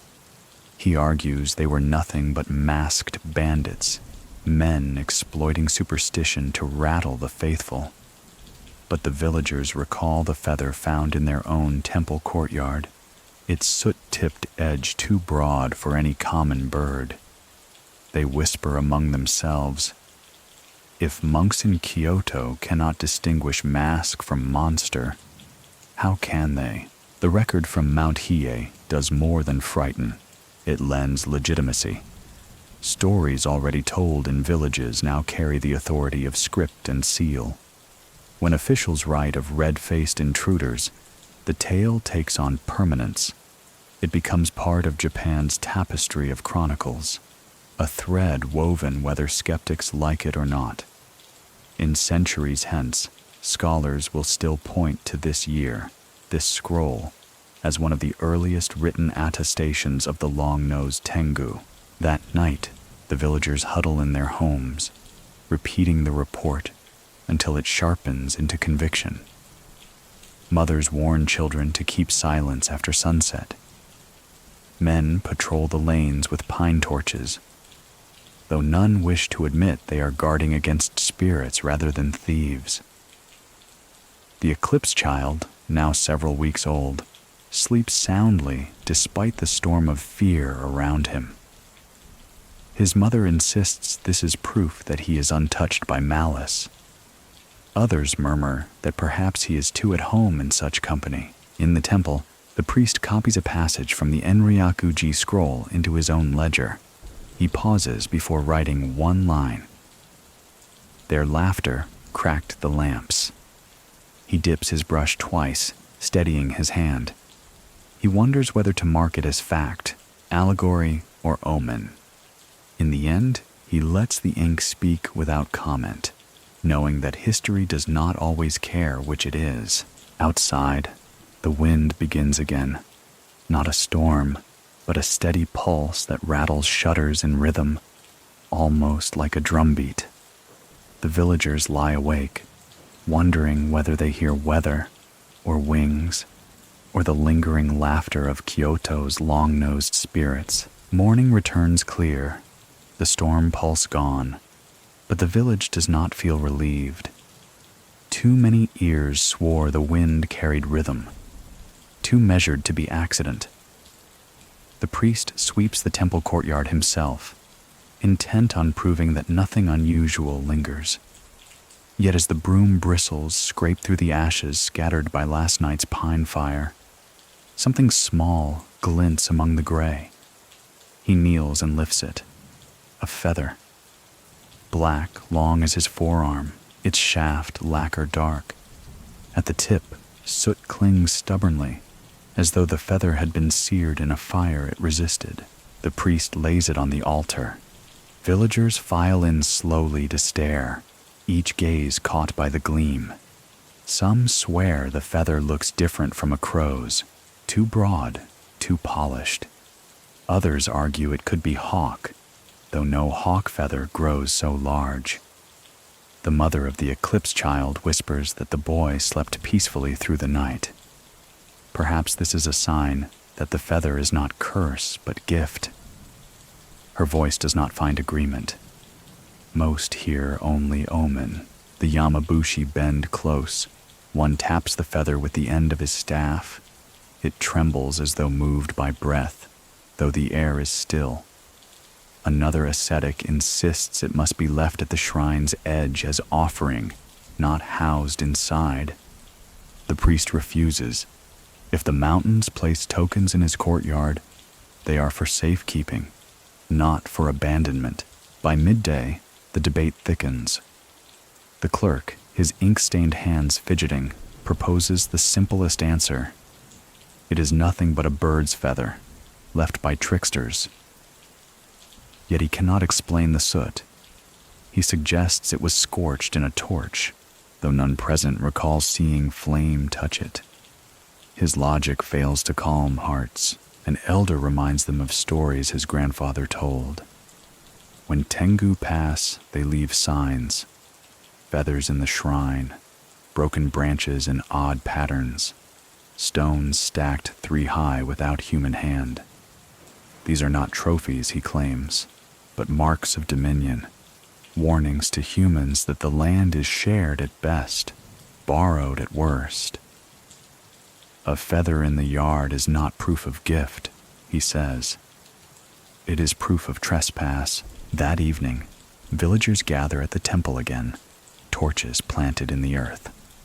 The feather is placed on a stand, flanked by 2 bowls, one filled with rice, the other with salt. The priest leads chanting, steady and calm, while the yamabushi ring their staffs to punctuate the verses. The sound reverberates off the cedar trunks, echoing like muted bells. Children hide behind their mothers, peeking at the black shaft that gleams in firelight. As the final chant fades, a wind stirs, though no storm is near. The bowls rattle on their stands. The rice scatters, grains tinkling like tiny bells across stone. The salt remains, untouched. The feather lifts a fraction, tips sideways, then settles back as if weary. Gasps ripple through the crowd. The clerk's face pales, his rational arguments crumbling in the hush. "Proof," whispers the elder. "They claim this ground." The priest, though shaken, steps forward. He places his hand above the feather without touching it. "If it is a claim," he says slowly, "then let it be also a conversation. The mountains speak, and we will listen, but we will not abandon our place." The villagers disperse uneasily, their torches trailing smoke through the lanes. That night, dogs howl at intervals, though no intruders pass. In the cradle, the eclipsed child murmurs in his sleep, fingers curling, as though grasping at unseen plumes. At dawn, the bowls are checked. The rice scattered across the courtyard is gone. Eaten by sparrows, some say, though others doubt sparrows would dare the temple yard. The salt bowl, still full, now shows a faint crust, as if licked by moisture no dew could explain. The feather remains, soot-tipped and unchanging, a riddle made of quill and silence. The priest writes one line into the temple record. In the night of the feather, rice fled, salt endured. He leaves space beneath, for he knows this story has not yet finished its telling. The feather remains on its stand, silent yet commanding, and in its presence the village walks as if in borrowed time. The priest decides to test what else the chronicles whisper, that certain tools, wielded in certain ways, can cut the mountain's arrogance. He recalls fragments, bamboo stalks split lengthwise, their edges sharp as knives, blades forged with rituals of abstinence, charms carved into wood and tied with hemp. These are not weapons of conquest, but of balance, human craft set against spirit power. The blacksmith, curious and wary, brings a length of bamboo. He saws and polishes until the edge gleams, pale against his soot-stained hands. "It can cut stock and flesh," he mutters, testing the slice on straw. The priest asks him to carve protective words into the shaft, though he hesitates. What good can ink do against laughter? Still, he etches simple lines, not sutra, but shapes, meant to remind the wielder of humility. Others experiment with charms. A farmer ties thorn branches across his gate, recalling an old belief that spirits dislike snagged feathers or hair. Another hangs a bundle of holly leaves, their point said to wound beings not quite of this world. These small defenses turn the village into a patchwork of improvised boundaries, each household choosing its own blend of fear and faith. The Yamabushi watch with a mix of disdain and interest. One scoffs that bamboo blades are children's play. Only true austerity holds weight. Yet another kneels to examine the blacksmith's work, tapping the edge with a fingernail. Bamboo cuts quiet, he admits. Perhaps quiet cuts what iron cannot. He does not say it loudly. The clerk seizes the moment to insert authority. He produces from his pouch a short iron blade, a dagger inscribed with the character for loyalty. He declares it the proper weapon, sanctioned by the shogunate for law officers. But when he drives it lightly into the ground beside the feather's stand, the blade wobbles and topples sideways. The villagers exchange uneasy glances. Iron may be law, but law is not always weight enough. That night, a test is staged. The feather is set in the courtyard, flanked by lamps. The blacksmith steps forward with his bamboo blade. He bows once to the mountain and once to the altar, then slashes downward. The cut is clean, swift, but the feather remains untouched. Instead, the lamp flames gutter outward, snuffed as if by a sudden gust. Gasps echo. The bamboo edge bears no mark, no resistance. Yet something has happened. The air feels thinner, the courtyard colder. The Yamabushi respond next. One raises his shakujo, rings chiming, and chants a verse. The feather trembles, a subtle shiver. For a moment it seems to rise, lifted by invisible hands. Then it drops flat. The monk exhales sharply, sweat beading on his brow. It is not cut, he admits, but it is moved. The priest adds his own rite. He sprinkles a line of salt across the feather's shaft, careful not to touch it directly. For an instant, the salt crystals cling as though caught by resin. Then they fall away, scattering across the tatami. No sound follows, no wind. The feather lies as before, but everyone feels it. The tests have been noticed. At dawn the next day, the feather is gone. Not stolen, gone. No mark, no trace, only the empty stand. The bamboo blade lies beside it, split lengthwise, as though cracked by a weight it never bore. In the hush that follows, villagers wonder aloud. Did the Tengu reclaim their token, offended by human meddling? Or did the test succeed, proving that pride itself can be broken if met with humility and resolve? The eclipse child cries for the first time in days, a cry loud and thin like a flute played too sharp. His mother hushes him, though her eyes flick to the empty stand. In her heart, she knows.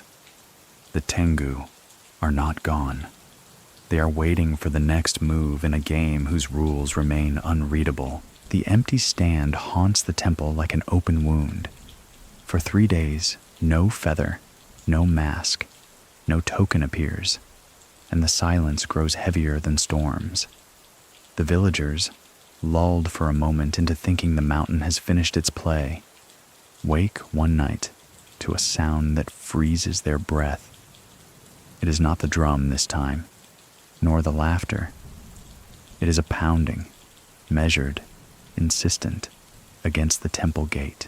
The priest rises first, lantern in hand. The Yamabushi follow, staffs ringing softly, their eyes shadowed beneath hoods. Villagers gather with torches, the children held behind doorframes. The pounding continues, as if a great hand or beak strikes wood. The gate shudders, dust sifting from the joints. At last the priest pushes it open. Nothing stands outside. No man, no beast, only wind funneling down the path. Yet the ground is marked, long lines as if claws have raked through gravel, 4 at a time, deep enough to cut into stone. The villagers recoil. The Yamabushi exchange grim looks. This is no bandit's jest. The ascetics move quickly. One drives his staff into the earth, rings jangling, and begins a fierce chant. Another blows a conch, the sound rolling like thunder through the cedar. The priest joins with sutras, voice raw with urgency.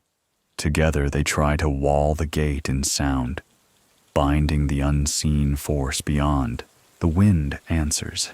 It rushes through the open space with such violence that torches scatter, sparks flying like stars. The villagers scream as smoke fills their eyes. The gate slams shut with a crack so loud it silences even the conch. The pounding resumes, faster now, mocking, like laughter turned physical. Then the mask returns. It does not lie in the courtyard, nor upon the stand. It hangs upon the gate itself, affixed as if nailed by invisible hands. Red face gleaming, nose jutting outward, eyes painted in a glare that catches every torch flame. The scratch across the bridge is longer, curling downward like a scar that lengthens each time it is seen. The Yamabushi rally. One lifts his fan of woven reeds, striking the mask with it. A blast of wind rebounds, throwing him backward into the dirt. The villagers cry out. The priest steps forward, scattering salt in a wide arc. The grains flash in torchlight, fall against the lacquer, and hiss as though striking hot iron. The mask vibrates, but it does not fall. The clerk, terrified yet determined, orders his men to strike with spears. 2 footmen jab upward. Their bamboo shafts splinter instantly, tips snapping like brittle twigs. The mask laughs, not with sound, but with motion. Its nose sways left and right, as though shaking with amusement. This is the siege at the temple gate. Men shout, children sob, women scatter rice in frantic handfuls. The bell trembles without touch, humming until its bronze moan drowns other voices. The Yamabushi chant louder, veins standing at their temples. The priest presses his palms together and bows low, his prayer both surrender and defiance. And then silence. The mask drops, clattering to the ground, nose first. A crack splits the lacquer where the scratch had deepened. It lies still, eyes upward, blank and unreadable once more. The wind dies, torches steady. Dogs, who had been howling, whimper and crouch. No one dares touch it. At last, the mother of the eclipsed child steps forward again. She lifts the mask with both hands, as she did on the storm night. Her face is pale, but her grip is sure. "They test us," she says, her voice cutting through the hush. "Not with swords, but with fear. We will not break." The Yamabushi bow their heads reluctantly, acknowledging her courage. The priest takes the mask and places it back upon the stand. The villagers disperse in trembling silence, each step echoing like the aftershock of a quake. By dawn, the gate shows no marks of claws. The gravel is smooth, the wood unmarred. Only the mask, cracked along its nose, remains as proof of the night's ordeal. The siege has ended, but the war between faith and fear has only deepened. They wake to the smell of ash that is not their own. No new fire touched the patties or roofs in the night, yet smoke lies on the air with a faraway flavor. Burned lacquer, oiled wood, tatami straw. The priest knows at once it is the scent of a city, not a village. Before the bell rope has stopped swaying in the morning breeze, a runner staggers into the courtyard, clothes caked with road dust and his scalp shining with a fever sweat. His first bow is clumsy. His first words tumble. "Kyoto burns," he says. They say the wind itself set the streets alight. Kencho 3, count it, mid-year. The ink is still wet on the notice board. It is 12:51 by the court calendar, Kencho 3. and everyone knows 2 facts without needing a scroll. Kyoto is a city of wood and paper, and wood and paper burn. Houses face too close across lanes, eaves almost touching hands in greeting. Split bamboo blinds drink lamp smoke, go-downs groan with rice, shrines breathe resin through planks. The city is a hymn to joinery and a field of tinder. Fire watches Kyoto always. Sometimes it merely blinks. 2 days later, a junior scribe from a sub-temple arrives with a rolled sheet in a narrow tube, and the carefulness of a man who believes the way he carries news can bless or curse it. On the tube, someone has brushed a single character. Huo. Fire. He bows to the priest and to the yamabushi, and even to the clerk, whose authority has a way of swelling under recognition. In the inner hall, the scribe unbinds the cord with fingers more accustomed to copying sutras than prying open grief. He spreads the paper on the altar rail. The ink is indeed new, black enough to shine. The report is spare and bureaucratic in the way that intensifies dread. On the 9th day of the 5th month, it opens, a wind rose from the west without scent of rain.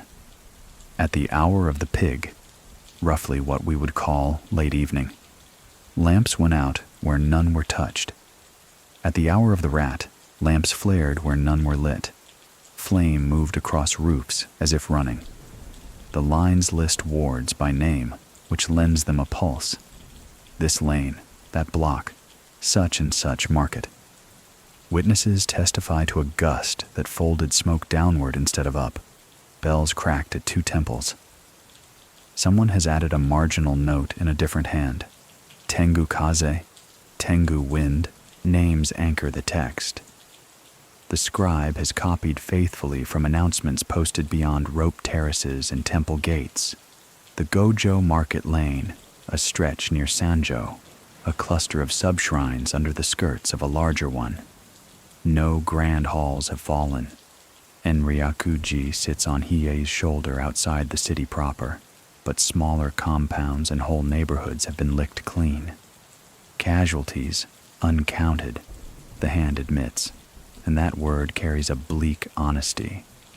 What is counted is the hour the wind changes, a notation of sudden stillness, as if a fan had been closed. The phrase pricks the yamabushi like a thorn. A fan, hauchiwa, again. Kyoto's fires are not rare. The priest has seen old notes of them. In the mid-Heian centuries, during drought summers, the court sent watermen to dig ditches and widen streams. In later eras, watchtowers and bucket lines would be formalized.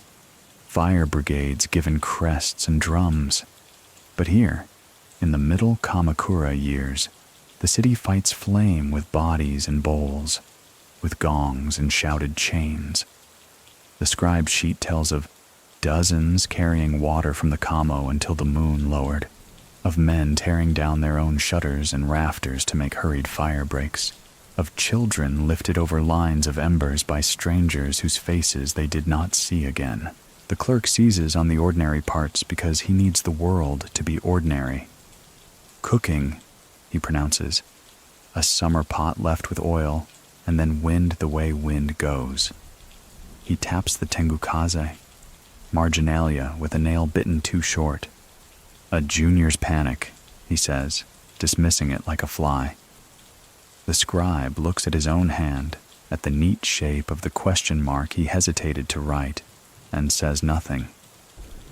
The villagers do not argue with the clerk out loud, but they have seen a feather rise and lamps gutter without touch. The priest, who has learned to save refusals for when they matter, simply copies the scribe's line cleanly into his ledger and leaves the margin empty. What happened on those streets, beyond the neat columns of the sheet, arrives in tattered scraps.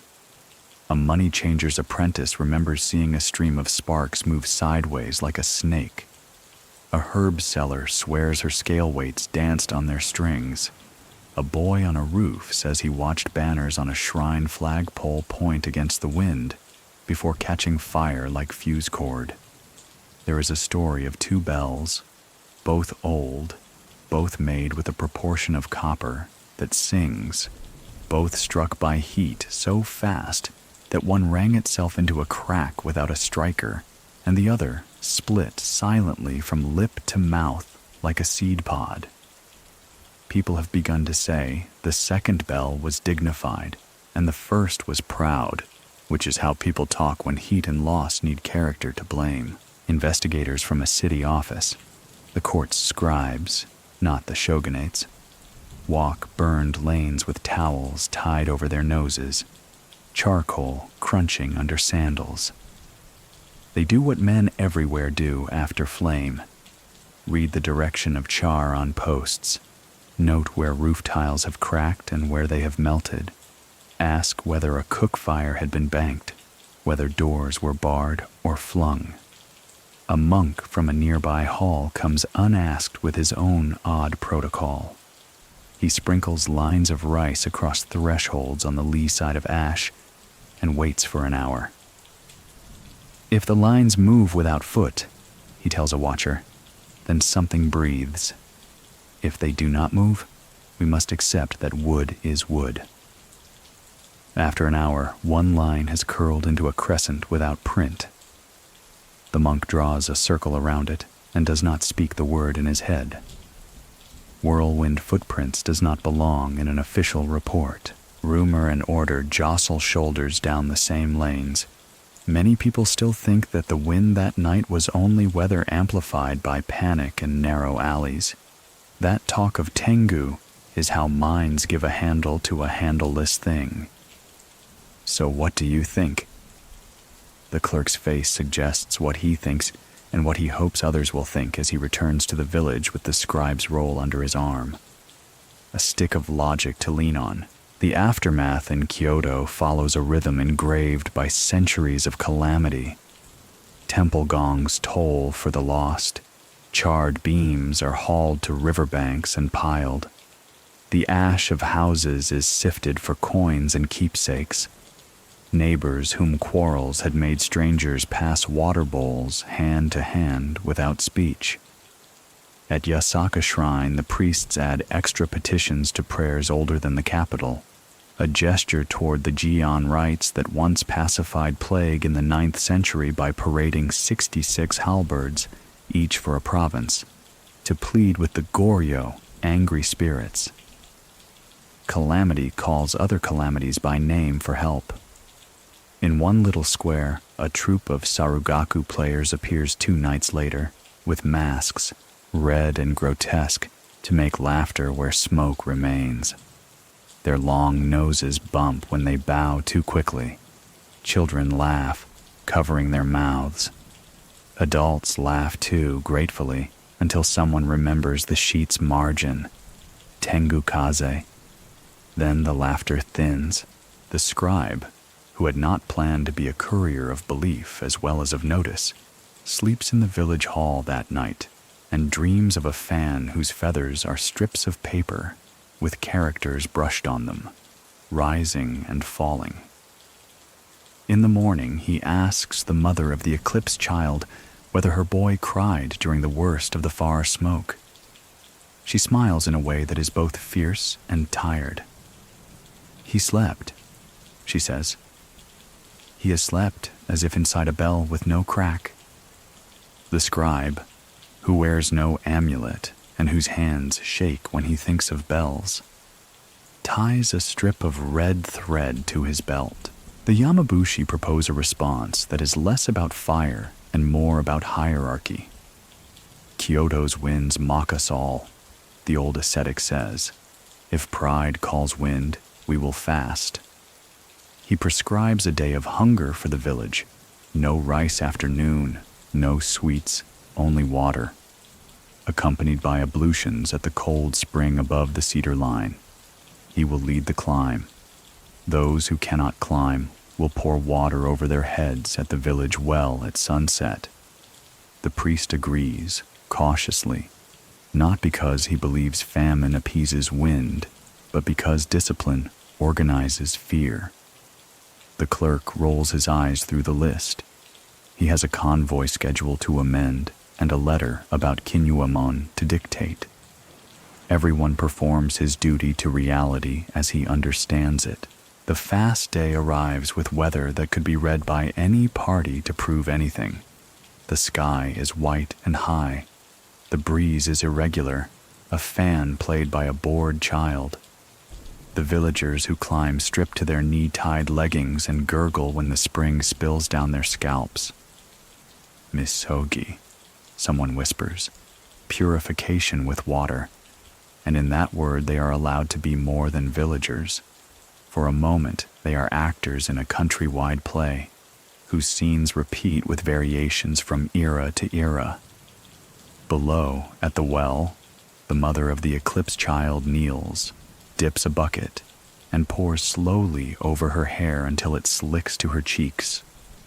The boy waves his hands and laughs because water and light do what they do regardless of doctrine. In the temple yard, the priest sets up something like an experiment and like a rite. He strings paper slips, plain, unbrushed, on a line across the space where the feather had lifted 2 nights before. He places small piles of salt and rice at the 4 corners of the flagstones, as before. He ties a bell clapper loosely so that it will ring at the slightest breath, then not at all if the breath is steady. He sits cross-legged with a ledger open, and for once, allows himself the ridiculousness of counting wind. Each flip of a paper slip, each tingle of the bell gets a notch. When a gust rattles the slips but leaves the bell silent, he notes it. When the bell hums and no slip stirs, he notes that too, even though it makes no sense. Ritual loves order, so does curiosity. The mountain loves neither, and he knows it. But he writes anyway, hand-cramped, as if proving attention itself is a gift the Tengu cannot laugh out of him. The clerk returns from meetings with men who wear lighter sandals than he and says something sensible. Convoys will move earlier. The granary will shorten waits. No one will call this a spirit's victory. It is a practical outcome wrung from smoke. The older retainer, having slipped a message about schedules into the right palm, does not smile, because a man who smiles at how he has smuggled sense into rank risks being noticed. The Yamabushi, hearing about schedules, nod once, because a body that does not stand long in hunger is less likely to sell its rice for a mug of courage and a blade. A week after the report, a Kyoto merchant staggers into the village with an empty cart, an impossible economy. He is on his way to the coast to buy stock. His warehouse is ash, and his family is safe, and that sentence wants to be 2 sentences. He sits where anyone puts him and blinks salt tears into palms that smell like burned rope. The wind, he says, as if giving testimony in a little court of cedar boughs. It did not blow like other winds. It folded itself along lanes and ran edges. A banner on one pole pointed south, and on the next pole north. You tell me law for that. No one tells him any law. The mother brings him a bowl of rice, although it is a fasting day for those who climbed. The Yamabushi pretend not to see, and in that pretend there is mercy that is older than rules. Investigation follows rumor back to the village, as if rumor were a path. The clerk asks to see the mask again to satisfy a private itch that the world can be cleaned by procedure. When the priest lifts the cloth, the long crack along the nose looks longer still, as if lacquer dries by gulping something from air. The clerk, who cannot abide the thought that a thing changes when no hand touches it, orders a charcoal rubbing like the one taken before and lays it beside the old one.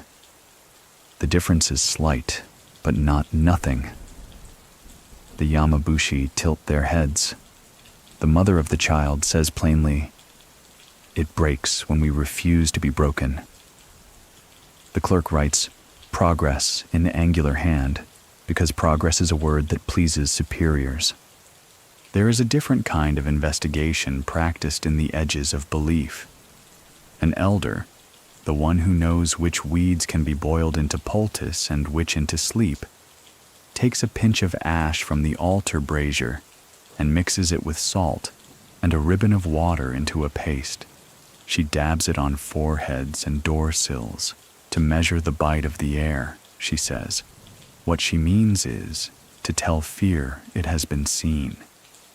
A girl ties a crow feather, a real one, small and oil slick, to the lintel of the barn where calves bawl at night and finds that they bawl less. A cynical nephew disturbs the feather to mock her, and the calves bawl again, and he is ashamed of how fast his logic collapses. Case files need witnesses and a close. The priest writes a page that will look measured to a later reader. He names the date, Kencho 3. He names the place, Kyoto. He names a fact. Urban fires are common in wooden Kyoto. This one moved in ways that witnesses noted. He includes the detail about bells because he cannot not include it. He writes, salt remained in bowls, rice moved. Because that sentence belongs to his own courtyard but echoes the city's. He writes a line he will regret if he ever lets a courtier see it. If a fan closed the wind, we do not know whose wrist held it.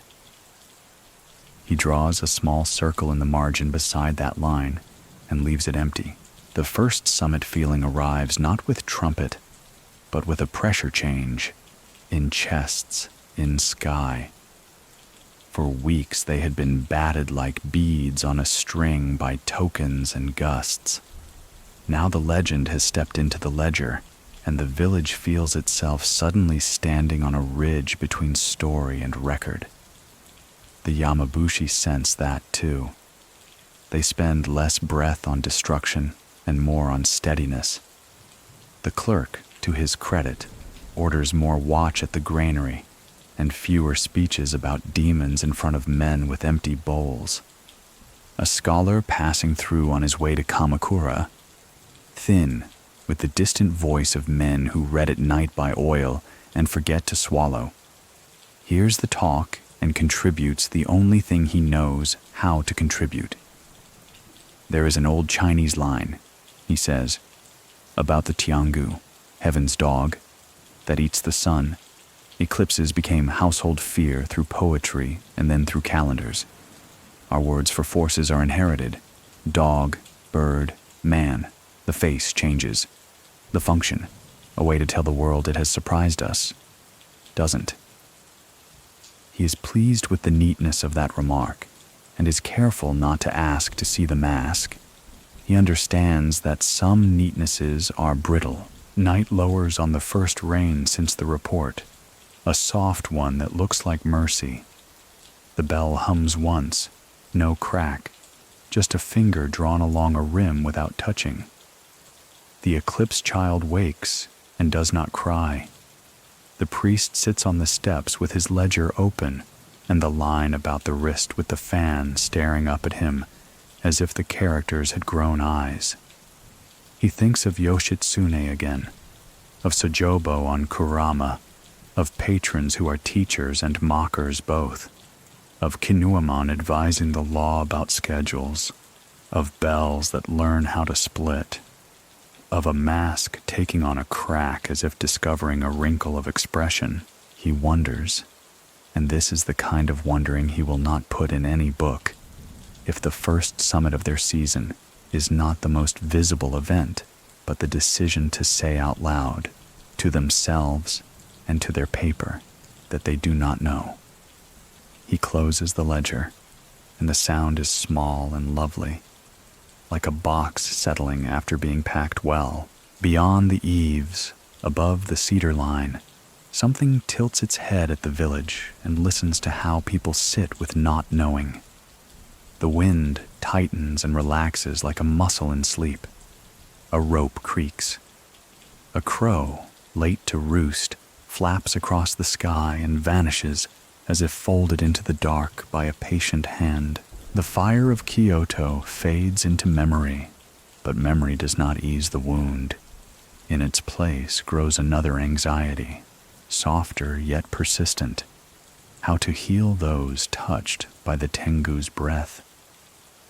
In the weeks after the feather vanished and the mask cracked, several villagers complain of faintness, of dreams filled with rushing wings, of sudden laughter bursting in their ears while fields lie silent. A farmer's daughter collapses after working the paddies, her body shivering though the sun is high. An old man wakes to find his hands covered in scratches, though no briars line his futon. People begin to say they have been kissed by the wind. The priest, unwilling to leave them without remedy, turns to older customs. Rice is the first defense. Cooked grains are pressed into small cakes and placed at the bedside of the sick.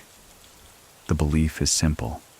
Rice is the staff of life, its spirit wholesome, and restless forces hesitate to linger near its essence. Mothers whisper prayers as they place each cake, the words less important than the act of offering. In some cases, the afflicted stir awake, calmer, as though anchored by the food of the living. Salt follows. Bowls of it are set near pillows, or rubbed gently across the wrists of those with fever.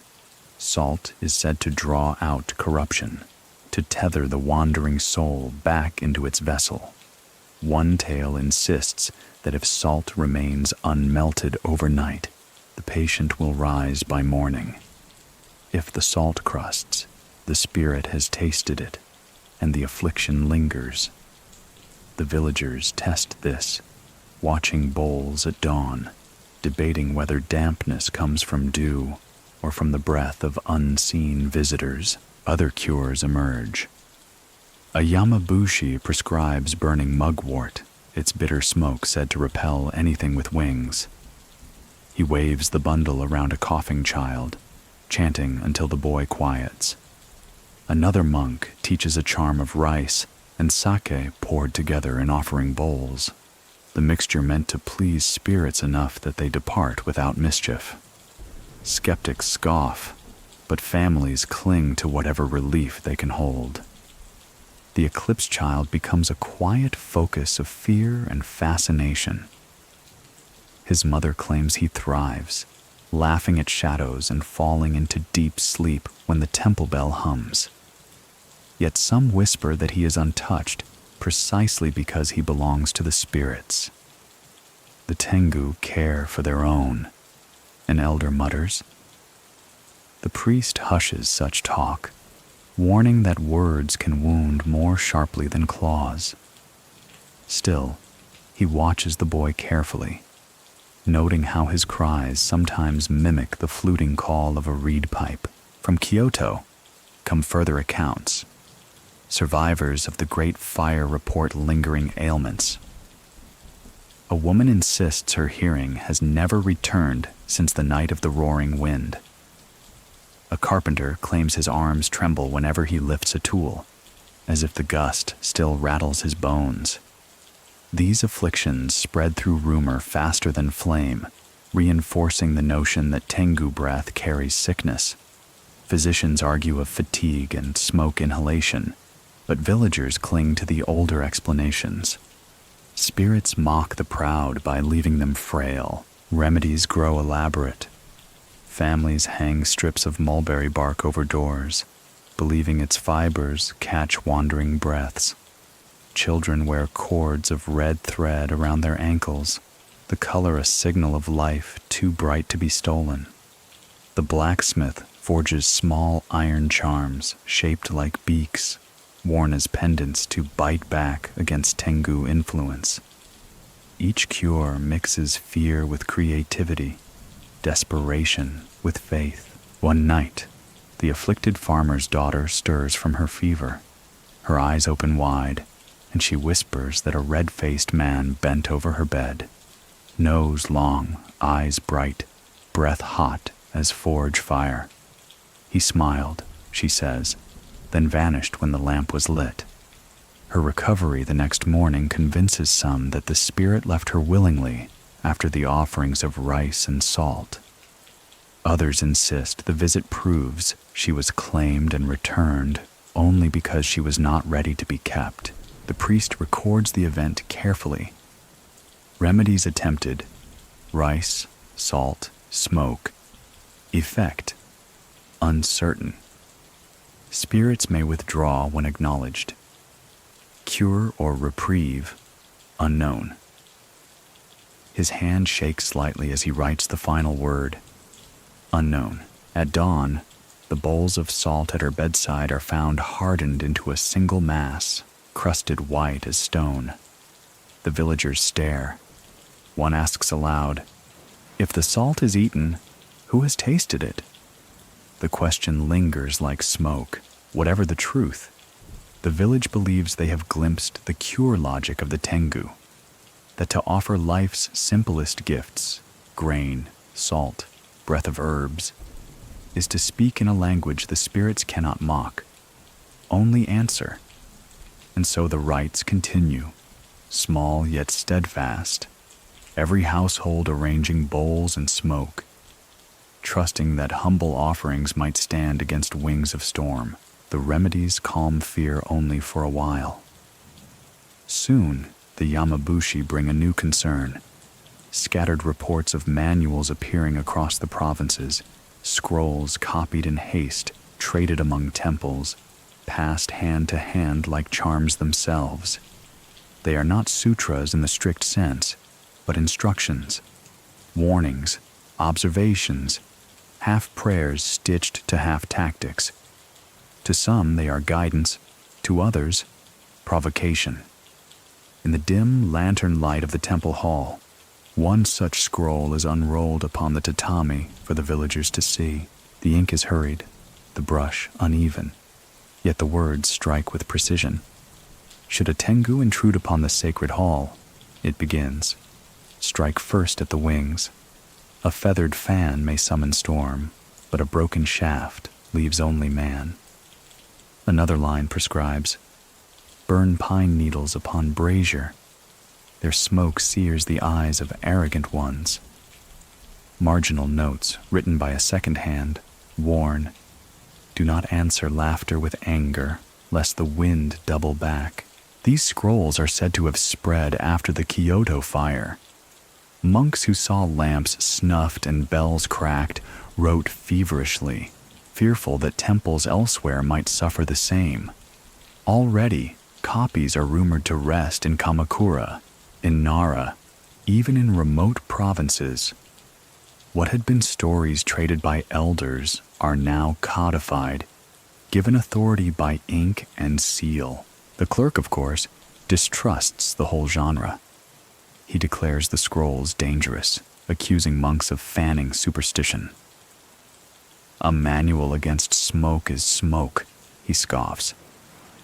Yet even he reads the lines twice before setting the paper down. The villagers, meanwhile, absorb every word. They whisper instructions to one another, repeating like lessons: pine smoke, salt lines, humility before mockery. The Yamabushi take a sterner view.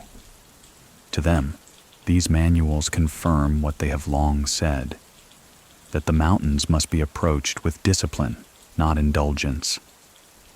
One monk insists the very act of writing these scrolls is perilous. To name the Tengu too often is to call them. Yet he keeps his own copy hidden in his sleeve, the paper crinkled from sweat and rain. Among the tales preserved, one stands out: an account of a young monk lured into a ravine by phantom lights. He resisted by reciting the Lotus Sutra backward, word by word, until dawn broke. The story ends with him scarred but alive, his eyes forever sensitive to smoke. The manual frames this as evidence that discipline, not violence, is the true shield. But the villagers hear a different lesson. If words can bend the will of spirits, then they too might wield them. Soon charms multiply. sutra lines brushed on wooden slats, pasted to barns and boats. Children recite verses before sleep, though they stumble over syllables. The practice grows less about theology and more about survival, about giving form to fear. The priest, watching this spread of words, feels unease. He knows that scripture twisted into talisman risks becoming neither faith nor protection, but another mask, red, long-nosed, swollen with pride. He remembers the warning embedded in the very legend, that arrogant monks themselves become Tengu.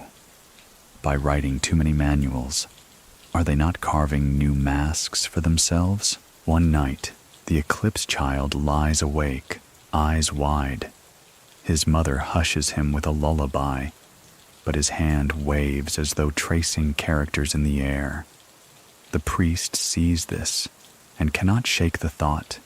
Perhaps the boy is already writing his own scroll upon darkness, words no adult can read. When dawn comes, a new slip of paper is found beneath the temple bell. The characters are jagged, written by an unsteady hand. They read, "Pride rings the bell, not the striker." No one claims to have written it.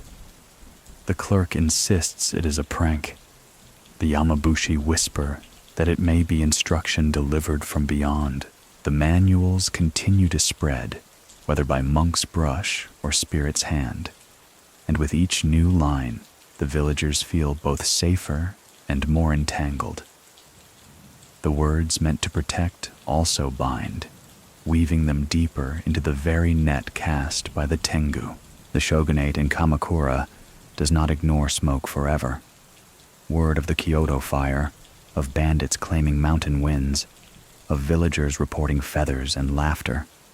These stories climb from markets into reports, from reports into councils.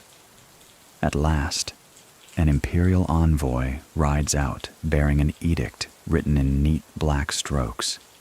The scroll, unfurled before the temple crowd, declares in the name of Emperor Kameyama, though issued at the shogunate's prompting, that disturbances attributed to long-nosed mountain demons threaten peace. The decree is careful.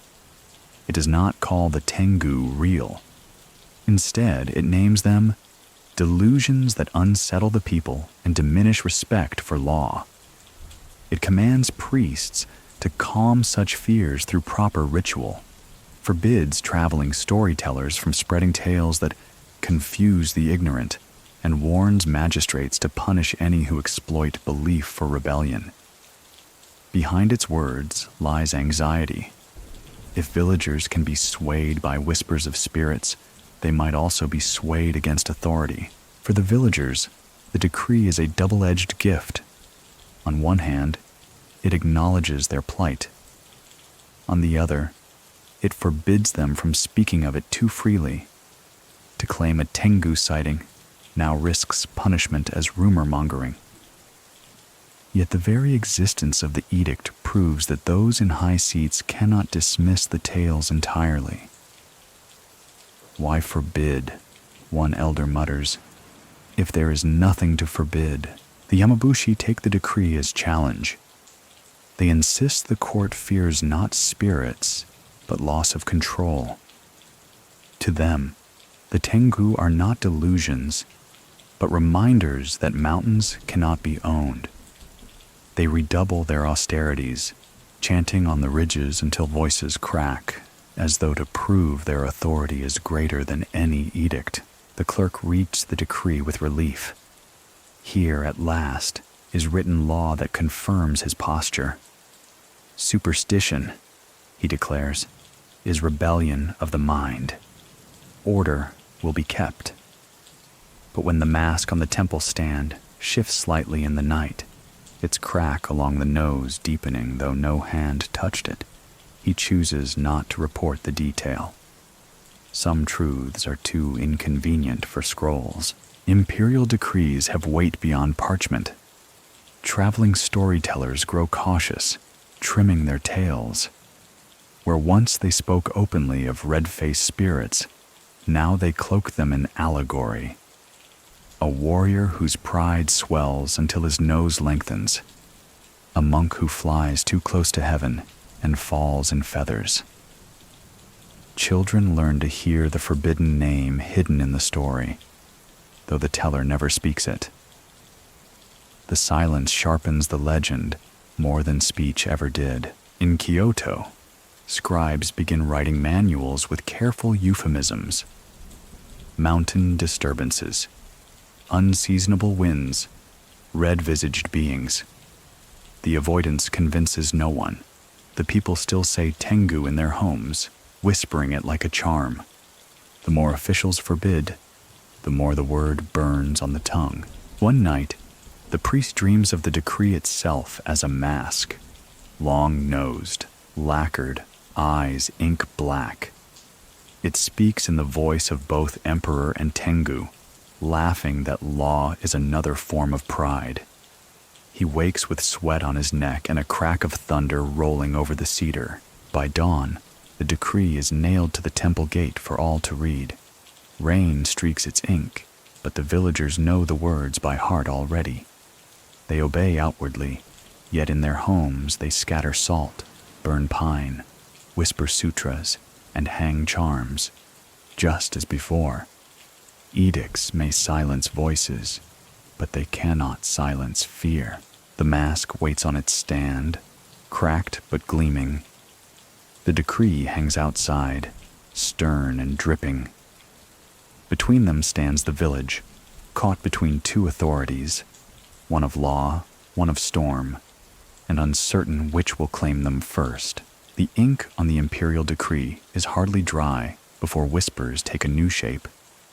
If law denies the spirits, then law itself must be deaf, or complicit.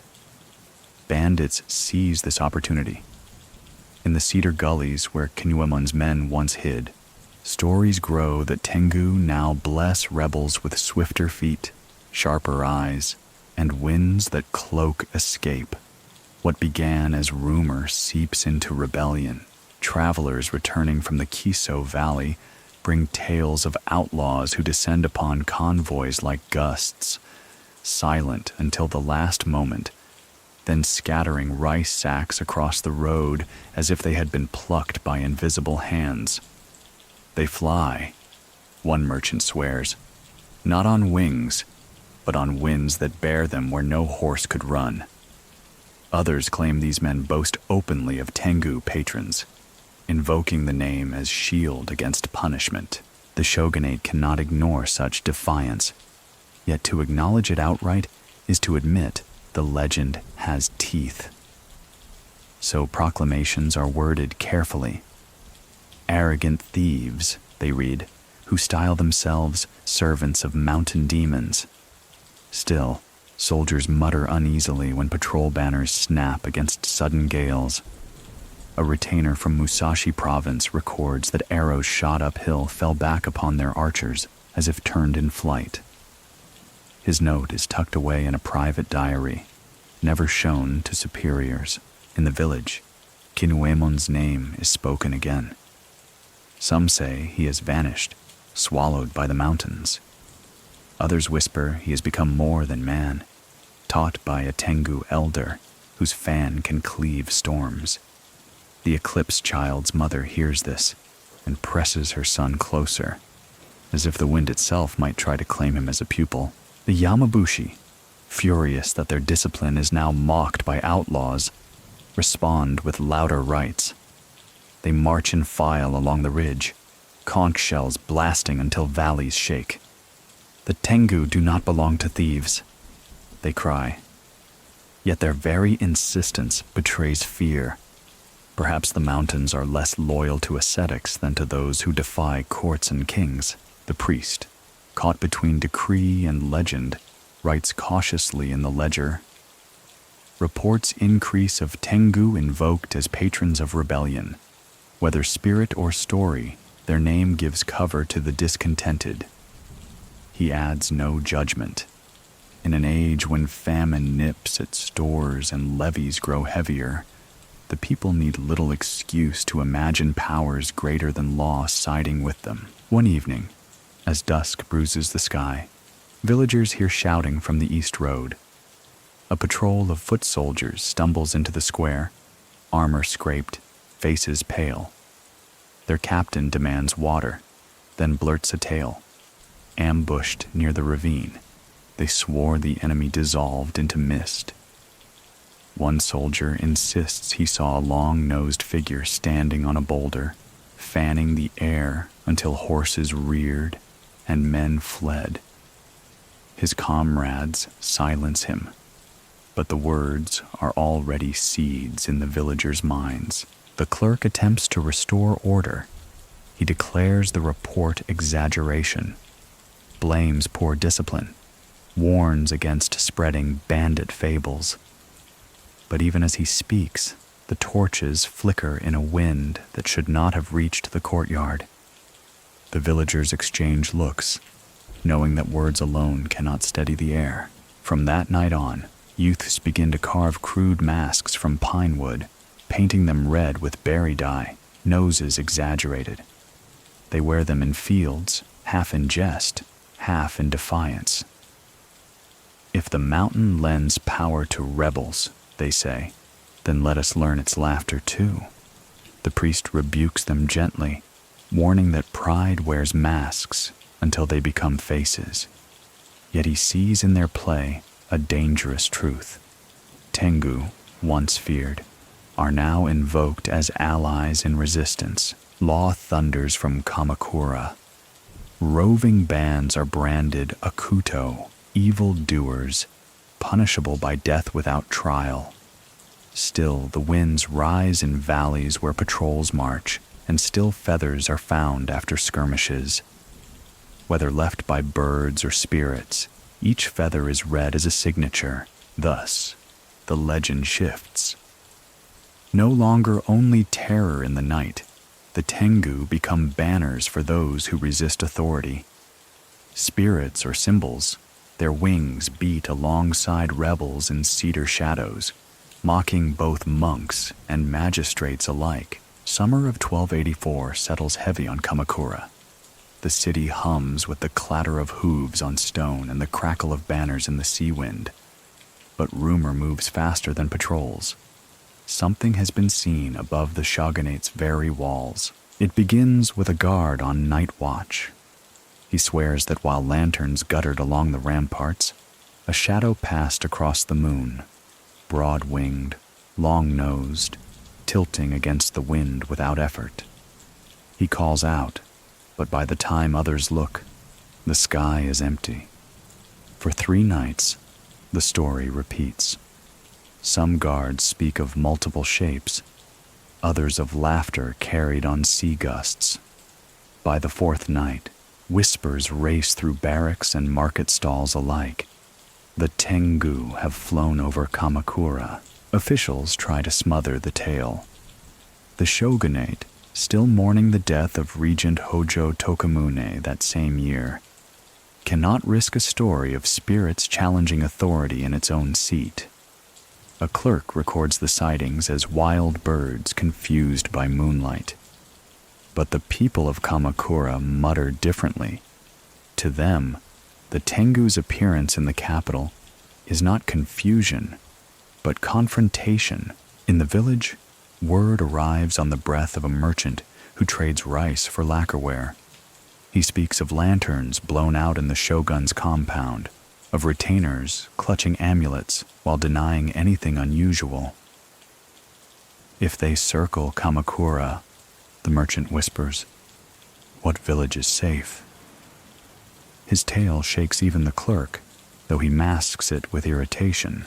The Yamabushi hear opportunity. They march to the ridge, conch shells braying, and declare that the spirits test not only peasants but lords. Pride is punished, they shout, whether it wears armor or straw sandals. Their voices carry down valleys, and villagers gather to listen. Some find comfort that even the mighty tremble before the Tengu. Others fear the spirits now aim at higher prey, and their village will be crushed in the contest. One evening, the priest sits in the temple courtyard, ledger open. He writes carefully, Kensho 19, 1284. Witnesses claim shapes above Kamakura's walls. If true, the Tengu no longer confine themselves to cedar ridges. They look upon the city of rule. He does not add his own fear, that the spirits no longer toy with households, but with the balance of the realm itself. A villager returns from Kamakura weeks later with stranger detail. He swears he saw a retainer in the marketplace wearing a crude, long-nosed mask, carved hastily, nose split from pine. Some laughed at him, but others bowed, as though acknowledging a truth better hidden. They mock their own fear, the man explains, for to laugh at it is easier than to confess it. The eclipse child, now nearly 4, hears the tale and asks his mother why the nose must always be long. She strokes his hair and answers softly, because pride stretches until it no longer fits the face. He nods solemnly, though his eyes gleam with mischief, as if he understands more than he should. Night falls again. A storm sweeps across the coast, battering Kamakura's walls. In the village far inland, the bell hums without touch, and a black feather tumbles onto the temple steps, broad, lacquer dark, soot tip glowing faintly. It lies as a silent message. The winds that rattle palaces are the same winds that stir cedar groves. The priest writes one more line before blowing out the lamp. If the Tengu fly over Kamakura, then no gate, no law, no decree is beyond their mockery. He closes the ledger, heart heavy. The reports from Kamakura are still spoken in whispers when a new wave of letters arrives from the capital. Priests and scribes argue openly now. Are Tengu demons, delusions, or divine instructors sent in twisted form? The debate rages hotter than any brazier. Some monks write that the spirits are fallen practitioners, their pride curdled until they sprouted wings. Others counter that Tengu are guardians in disguise, frightening only to humble arrogance. In the village hall, one such letter is read aloud. It comes from a priest in Nara, written in the spare strokes of a scholar who has seen too many fires. The Tengu, he writes, are no more than illusions born of fever and storm. Men who believe in them weaken the Dharma. Their laughter is only the echo of our own fears. Another letter, copied by a Yamabushi, says precisely the opposite. They are fierce teachers. Just as Minamoto no Yoshitsune once learned sword arts from Sojobo of Mount Kurama, so too may the worthy still be guided. Do not scorn their presence. The clerk seizes on the skeptic's words, quoting them whenever villagers murmur about feathers or laughter. Illusions, he insists, and dangerous illusions at that.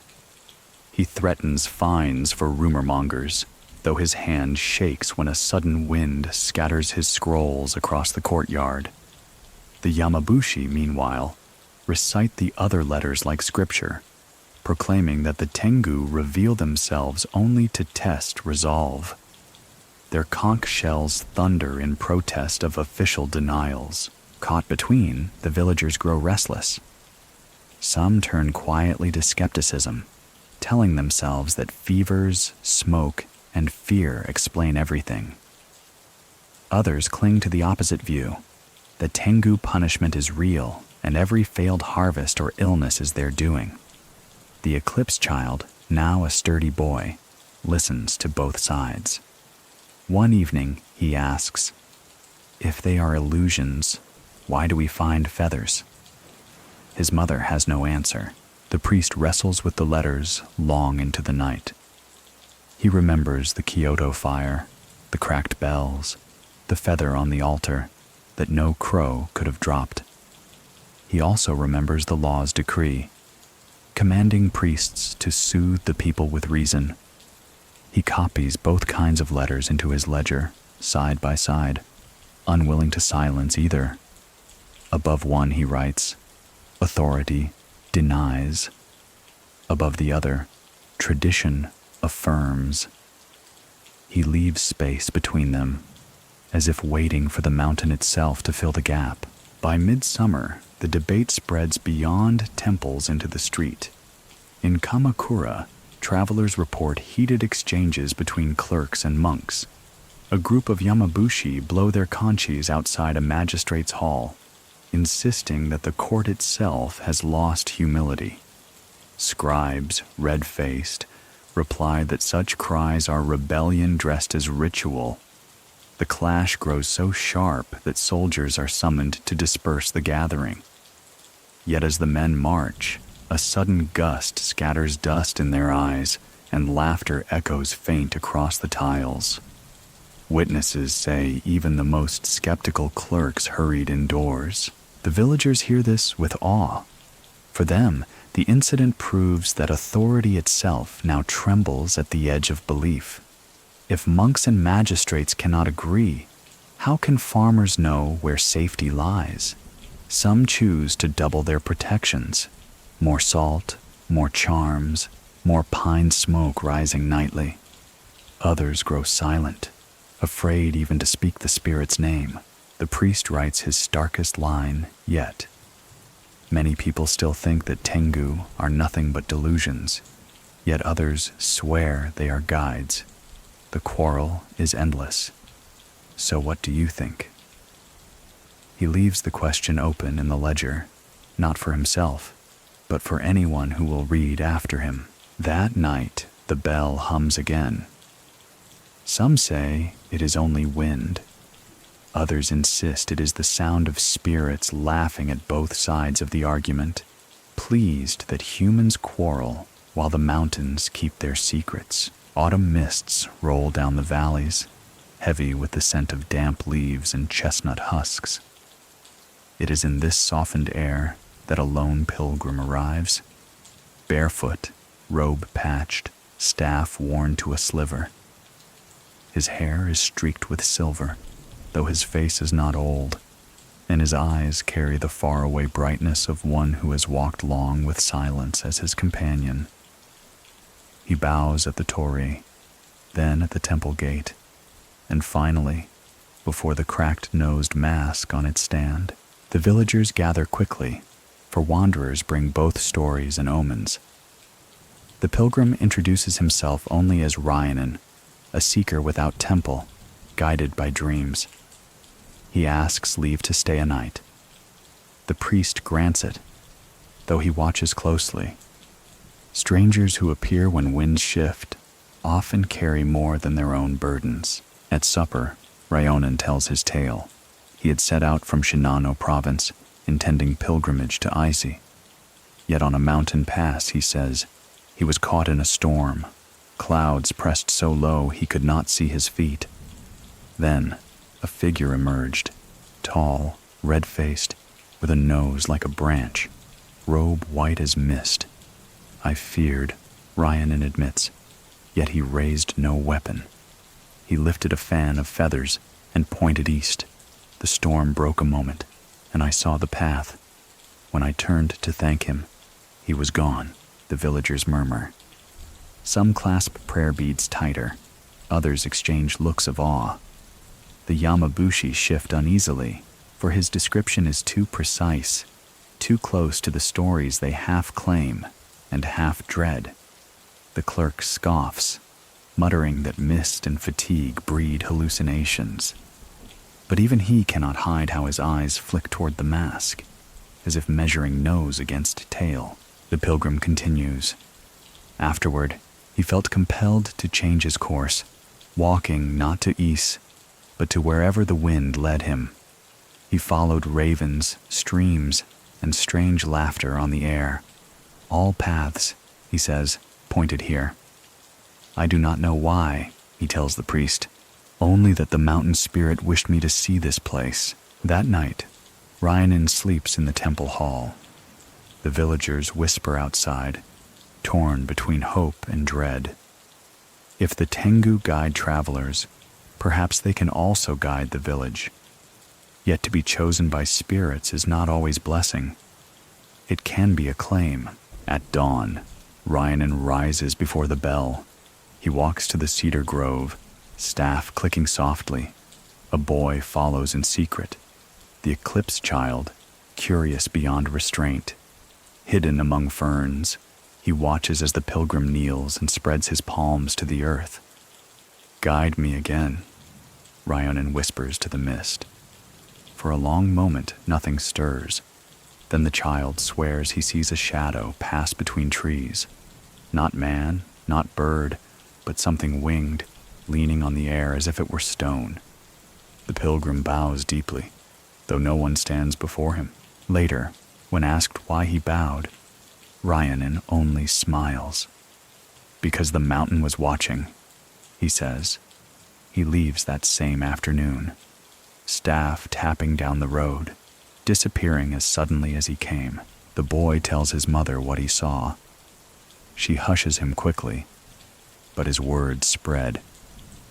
Some villagers believe the spirit has chosen them, sending messengers to test their resolve.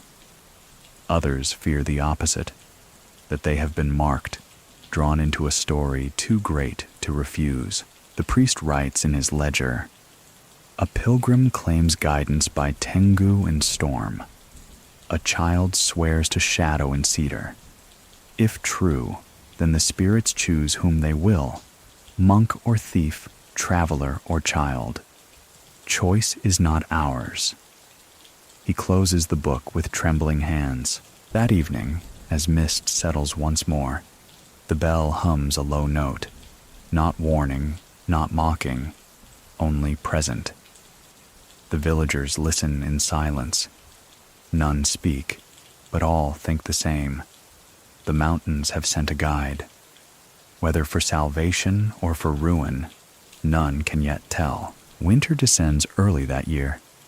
Snow gathers on cedar boughs, muffling sound, while the river hardens into glassy sheets. For a time, the silence feels like mercy. No laughter on the wind, no feathers in the courtyard, no pounding at the gate. The villagers almost believe the mountain spirits have withdrawn. Almost. One evening, when the snow is waist deep along the ridge path, a hunting party does not return. 3 men had gone to snare rabbits. Only one staggers back at dawn, his face raw from wind, his eyes wide with frost and terror. He stammers that the snow moved against them. Not drift, not slide. Moved, as though shaped by invisible wings. The others vanished in the white, their voices swallowed. "I heard laughter," he whispers, and then only silence. The village gathers in the temple hall, torches sputtering against the cold. Debate erupts. Some say the men perished in storm, nothing more. Others insist the Tengu struck, offended by snares set too near the cedar grove. The Yamabushi are quick to point blame. "You defy discipline," they scold. "To hunt without prayer is arrogance. The mountain took its price." The grieving families bristle. "If the mountain takes men for rabbits," one widow spits, "then it is not guardian, but thief." The tension simmers until the priest raises his hand. He proposes a test, an investigation not by patrol or decree, but by ritual. "If the spirits act," he says, "then we must read their signs. If storm alone acts, the truth will show." He outlines a protocol drawn from scattered records. Set bowls of rice at the edge of the cedar grove, each marked with a strip of red cloth. If footprints appear around them without human presence, it is sign of intrusion. If snow covers them untouched, it is nature's hand. The villagers agree, desperate for clarity. At dusk, they tramp into the snow, torches throwing orange halos. 6 bowls are placed, each steaming with fresh rice. The wind gnaws at flames but holds steady. The party retreats, leaving the offerings to the dark. All night they wait. The bell is not rung, the conch is not blown. Silence itself becomes the test. When dawn comes, they file back into the grove. The snow is pristine, smooth as silk, yet the bowls are empty. Every grain gone, not scattered, not spilled, not pecked by birds. The red cloths remain unmoved. Gasps ripple through the party. Some sink to their knees in fear. Others whisper angrily that rice is for men, not spirits, and the offerings only embolden. The clerk mutters that foxes could have licked the bowls clean, though he cannot explain the untouched snow. The priest kneels, fingers brushing the cold rim of a bowl. If foxes, he says softly, then foxes that do not leave feet. He writes later in his ledger. First protocol of detection.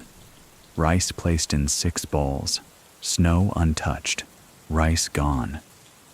The line chills him as much as any wind.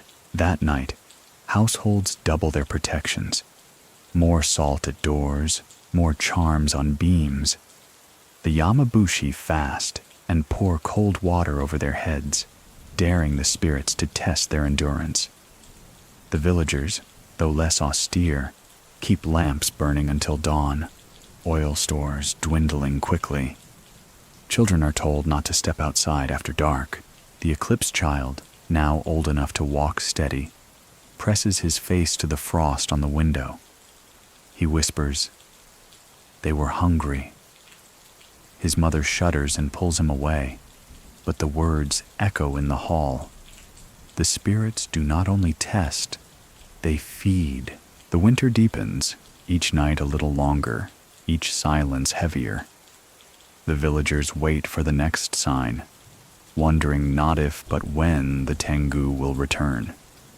And as the snow piles high against the temple walls, one truth grows clear. The mountain does not sleep simply because it is covered in white. It watches. Snow thins from the eaves, drips ticking into buckets, and the cedar's black green brightens by steps. Field paths appear like veins through the white. In this slack between hard winter and first planting, the village makes a decision that feels at once brave and reckless. If the winds have taken, then the winds must also be courted. The priest proposes a rite that is neither surrender nor defiance, a way to ask the mountains to stand as guardians rather than adversaries. "We do what cities do when plague comes," he says softly, thinking of the old Jian rites that paraded halberds to pacify angry spirits as early as 869. "We make a festival." The word tastes strange in a mouth grown used to ash and bowls of salt. Festival means music, lanterns, food, laughter that knows where to stop. Festival means procession, and procession means invitation. Yet no one argues. Winter has taught them that the Tengu, whatever they are, do not tire. Perhaps being seen as hosts instead of prey will move the air. Perhaps learning to carry a mask without fear will teach pride its line. The Yamabushi shift, uneasy. The clerk narrows his eyes, but neither forbids. The imperial decree still warns against long-nosed mountain demons, but it does not forbid seasonal rites, so long as no one paints the name in ink. They begin with the practical theology of a village, lines and schedules. The courtyard must be swept, the road from the east gate raked and tamped, the bridge over the stream shored where the winter ice gnawed at its piles. Women boil dye from madder and berries to stain new cords. Men cut bamboo for torches and lances. Children are set to the happy work of paper, dozens of slips to flutter, some plain and some brushed with simple words, between guard, humble, because the priest will not risk sutra lines as talisman script again. A drum is mended, a conch is tested. A bell sang once with a finger and is allowed to rest. A dispute rises and sets twice a day. What face will lead the right? The lacquered mask, cracked down the long nose, sits on its hinoki stand like a question with lacquered lips. To carry it is to announce a relationship no decree can approve. To hide it is to pretend the last year did not happen. The priest makes a compromise that pleases no one, and thus works. The temple's mask will remain in the hall, honored but not paraded. A second mask will be carved, a face that looks toward protection instead of mockery. The blacksmith laughs that he knows iron, not noses. The carpenter grimaces and fetches a plank. Pine, he says, because it cleans. He chooses a knot whose long grain will survive a carved bridge. He and the midwife, of all people, sit together at the low bench like surgeons. She remembers the broken festival mask from her storehouse. He remembers the weight of urushi smell. He cuts the nose less absurdly long and more hawk-like. A beak softened into a man's profile. Between, he murmurs, echoing the mother's lintel charm. Red returns. Women cook indigo toward black and then stop an hour short. Madder toward vermilion, then thin it with sake so that the stain is only reminder of blood. We will not shout at the air with color, the priest says. We will show we know it watches. Yellow cords brighten the hem where children will hold.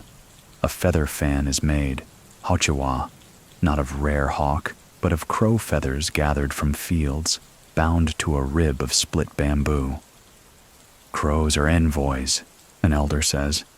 Let the envoy escort the envoy. He laughs once, a brave sound that knows its own limit. The clerk, to everyone's surprise, finds a role he can stomach. He drafts a notice to be posted at the bridge and the granary. Festival to thank the mountain for winter's mercy and to ask protection for planting. No disturbance will be tolerated. Merchants may vend at the lane below the torii. Masks that offend will be removed. He reads the last line twice to savor its neatness. He cannot forbid a long nose he cannot quite see, but he can assert a margin of law. When he takes the brush away, his hand trembles once, and he sets the sign to dry with his breath held. The Yamabushi insist on setting the order of the walk. First, the purifiers, the old ascetic says, boys with brooms of rice straw to sweep invisible grit from the air. Then the bell rope, he adds, and the priest raises a brow. Rope without bell? To show what we will not strike, the monk explains. Then come the water bearers with ladles, misogi in bowls that will sprinkle thresholds, then the pine smoke bearers, then the fan, then the mask, not on a face but held with two hands like a tablet, and only then the mikoshi, the portable shrine, empty of any god image, empty and heavy, because emptiness here should be felt as responsibility. The Yamabushi place themselves at the rear, the conch a low floor under the rhythm. Between the rear and the mask, the mothers with infants will walk. Between the mask and the mikoshi, the old men with staffs. Between the water and the smoke, the boys carrying strings of paper slips. The eclipse child will not carry. He will ride on his mother's hip. And every adult who has ever debated his fate will correct the angle of the blanket, as if that could fix the long arithmetic of destiny. Work becomes rehearsal. The boys learn to tap their brooms on the same stone every time. The lads with the bell rope learn how to pull and slack so that its streamer flickers without striking wood. The women with ladles practice lifting water over lintels without drenching hair. The pine smoke bearers argue about how bright a brazier should be to make thin smoke. The fan carrier learns the trick of wrist that moves air without making a display. The man with the mask needs only to keep his heart calm. He practices that most of all, on the morning chosen, The first day the stream runs clear between banks. The sky is a pale bowl, and the mountains wear a mist the color of the inside of a mussel shell. A market grows quickly on the lower lane. Rice cakes pressed smooth, roasted chestnuts warmed over coals. A cloth seller with bolts he swears came from Kyoto's lanes spared by the fire.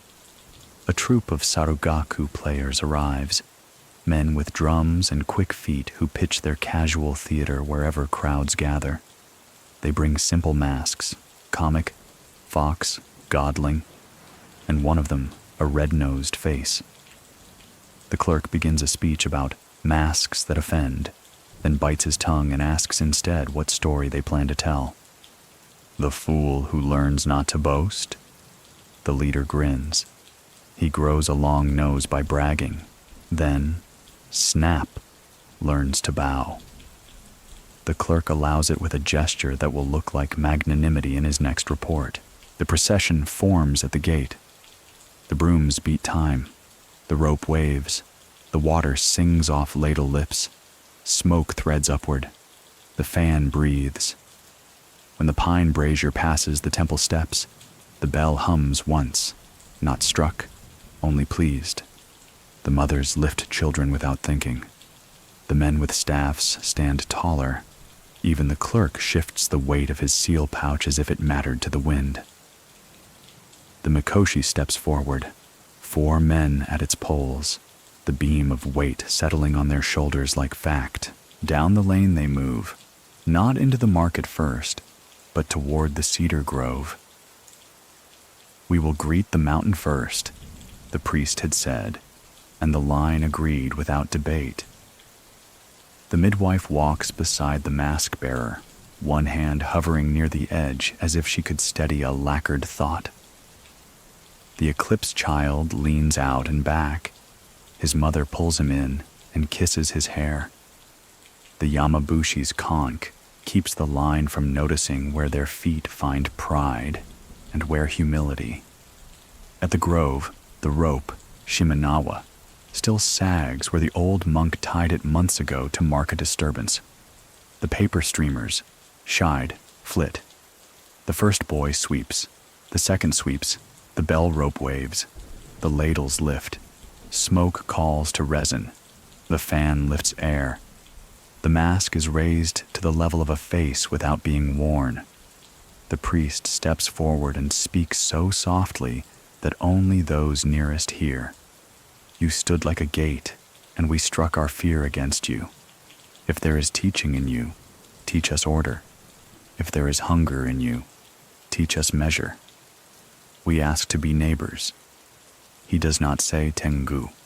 He says neighbor and hopes the mountains recognize courtesy in any tongue. The wind answers in the only language it trusts. It moves. Not wildly, not like the drum knights, only as a page turns. The paper slips, tremble. The smoke veers left and then straightens. Somewhere in the higher branches a crow laughs and is joined by 2 more, then a dozen. The boys grin without permission. The mothers loosen shoulders. The fan bearer feels the air lean into his wrist and does not take credit. The mask's carved bridge shines with a light that is not a lamp, just daylight choosing it for a blink. They turn then toward the town lane because the festival must be offered to humans too. The Sarugaku troupe begins its play at the first wide space. A braggart boasts until his nose grows long enough to tip a bowl from a child's hand. Laughter follows because the child claps. The fool learns to bow. The nose shrinks.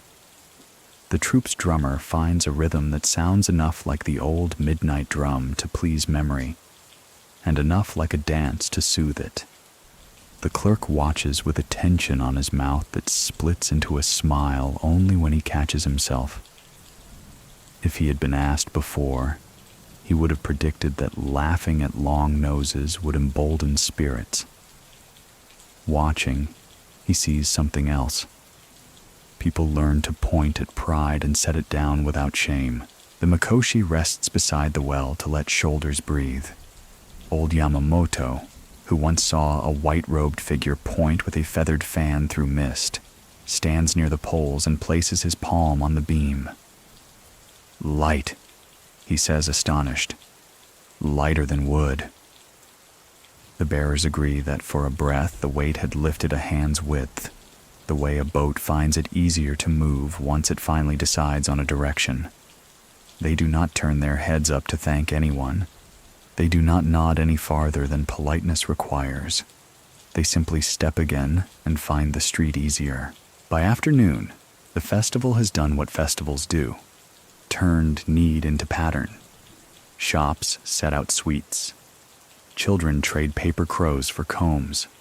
A girl with quick hands ties a thread of red around every infant's ankle without asking coin. A waka is hung on the notice board in a schoolboy's neat hand, his teacher's brush correcting only the kanji for wind and leaving the rest. Cedar shade, long nose, laugh not at our thin roofs, lend one feather's calm. A few snort at the poem's plainness. The priest copies it into his ledger anyway. Small things work because they can be carried. Near sunset, they climb the lane back to the gate to complete the loop. The order reverses, rear to front. The conch ceases first, the yamabushi bow. The mikoshi is set down at the threshold. The bearers flex fingers. The mask is returned to its tray. The fan lowers. Smoke fades. Water cools and is poured at the cedar roots. The bell rope is stilled and tied with a knot that means, until next, we need you. The boys and their brooms are the last, and they sweep a final time in a way that makes their grandmothers cry because it is like watching their own younger brothers again. Then comes the part someone had to suggest, and no one wanted to claim. Invite the long-nosed face into the hall. Not the cracked mask, the new one. The carved pine is set where the old lacquer stares. For a moment, the two faces make the room seem crowded with thought, punishment beside protection, pride beside plea. The priest looks from one to the other and does not try to choose. He bows to both. If you are the same, he says inwardly, then let us be the ones who change. The clerk makes a show of tallying. No riots, no broken stalls, no public offending. He writes this sentence in his head 6 times as if carving it will hold the day steady. The Yamabushi look like men who have run a battle line and found their enemy willing to talk. The mothers look like women who have slept 1 extra hour. The boys look like boys who have been allowed to hold the world's rope for a minute and not be scolded. The eclipse child looks like a child who has learned the trick of reading wind over a bowl of rice and intends to practice it when his mother is not watching. Night lowers clear, a grace the villagers do not presume will repeat. The lanterns along the lane burn steadily without fishtailing flame. The bell does not hum. Dogs curl without complaint. The wind makes a small sound in the cedar and then rests as if asked. A merchant from Kamakura, not the same as before, asks quietly whom the festival honors. Planting, the clerk says aloud. Guardians, the priest says, only to himself. Neighbors, the old monk says, wiping the conch mouth with care. Between, the midwife whispers, folding a cloth. In the quiet after crowd, the priest returns to the hall and lifts the cloth covering the old mask with the crack. It is not deepened. He touches the edge of the plank, holding the new face, and feels the faint tackiness of fresh urushi. He wonders who taught the carpenter to mix sap and patience this well. He almost thinks he hears a low chuckle, the satisfied kind an elder makes when a pupil has done what was asked without being told it was a lesson. He shakes his head at himself and bows once more to the dark. From the ridge, a breeze does what breezes do. It tries the village's shape with a fingertip of air. It finds rope and paper, pine and smoke memory, laughter that remembers when to stop. It finds a long nose it can push, and a long nose it can rest upon. It does not find arrogance standing bareheaded under the moon unless it looks in a soldier's tent or a magistrate's hall. And even there tonight, it finds a window cracked to let it out. It curls through the cedar like a cat and lifts one feather in the high branches. The feather turns once, as if weighing, and then settles like a thought that has made its peace with living in two heads at once. What would you have done? Call no festival and hold your breath until the mountain forgot you, or walk out under its eyes with music that asked to be corrected if it overstepped? Toward midnight, the Saragaku troop, sleeping on straw in a shed, wakes when the red-nosed mask they used for their fool's part tips from its peg and lands on its nose without cracking. The leader blinks at it and then, because he is a man who travels and has learned to leave gifts where there is attention, sets a rice cake beside it before he lies back down. He does not tell the clerk in the morning. The clerk writes his tidy line about order observed and spirits unprovoked, and believes it to be true enough for now, in a ledger that has grown thick with ash scent and pine smoke stain. The priest writes a simple summary that will be useful to someone who comes later without having to read all the prayers. Spring rite instituted to reframe mountain presence from mocker to guardian. Order of procession: sweepers, rope, water, smoke, fan, mask, makoshi, conch. No lamp failed, no bell cracked. Weight of shrine lessened on approach to market. Laughter employed against pride to good effect. No name spoken. He dots the final period so lightly that it could be a speck of dust and hopes the mountain likes the handwriting. He closes the book, and for once the closing sounds like the lid of a chest that holds something useful. Cords, candles, a map. He blows out his lamp and steps into the courtyard where the sky has gone from mussel shell to coal. Somewhere above, the wind, which does not give reports, which does not write rubbings, folds itself and rests as if it, too, understands what it means to be carried for a while by people who are trying to learn to carry themselves. The months after the spring rite pass in a steadier rhythm.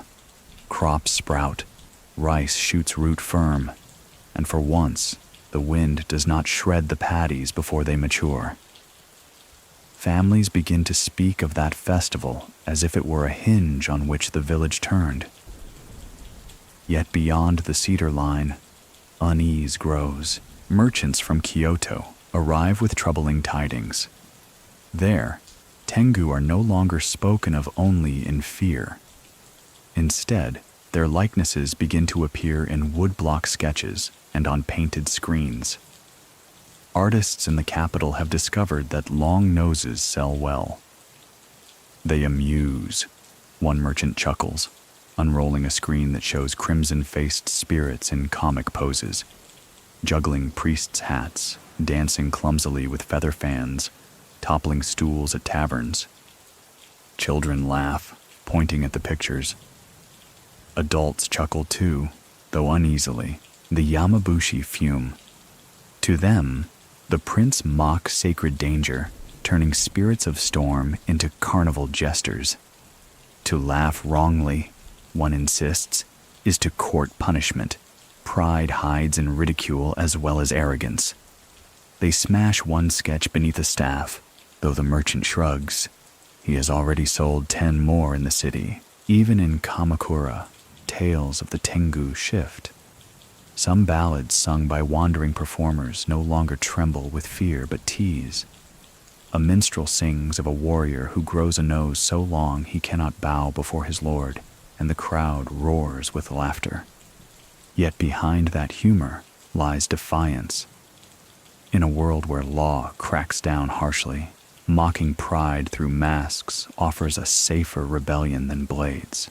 The priest recognizes the danger. If Tengu become entertainment, their teeth may be forgotten until they bite again. He records in his ledger, "Urban prints and plays turn mountain spirits to jest. Memory weakens, vigilance slackens, but the mountain has not changed." Meanwhile, festivals multiply. Villages across the provinces begin to host their own processions. Some follow the careful order of sweeping, water, smoke, fan, mask. Others distort it, adding acrobatics, sake, and rowdy contests. Travelers describe drunken youths staggering in long-nosed masks, mocking magistrates and priests alike. Officials grit their teeth, torn between suppressing the rites and tolerating them to avoid unrest. The clerk sees advantage. He writes to his superiors that their village festival calms the people without riot. His report reaches Kamakura, and soon he receives orders. Continue, but ensure no rebellion hides beneath. He is pleased. Recognition, at last, but wary.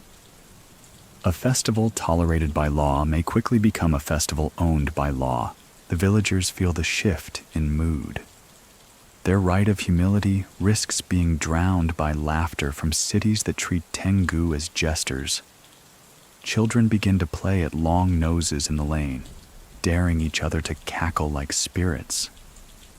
Mothers hush them sharply, remembering winters of fear.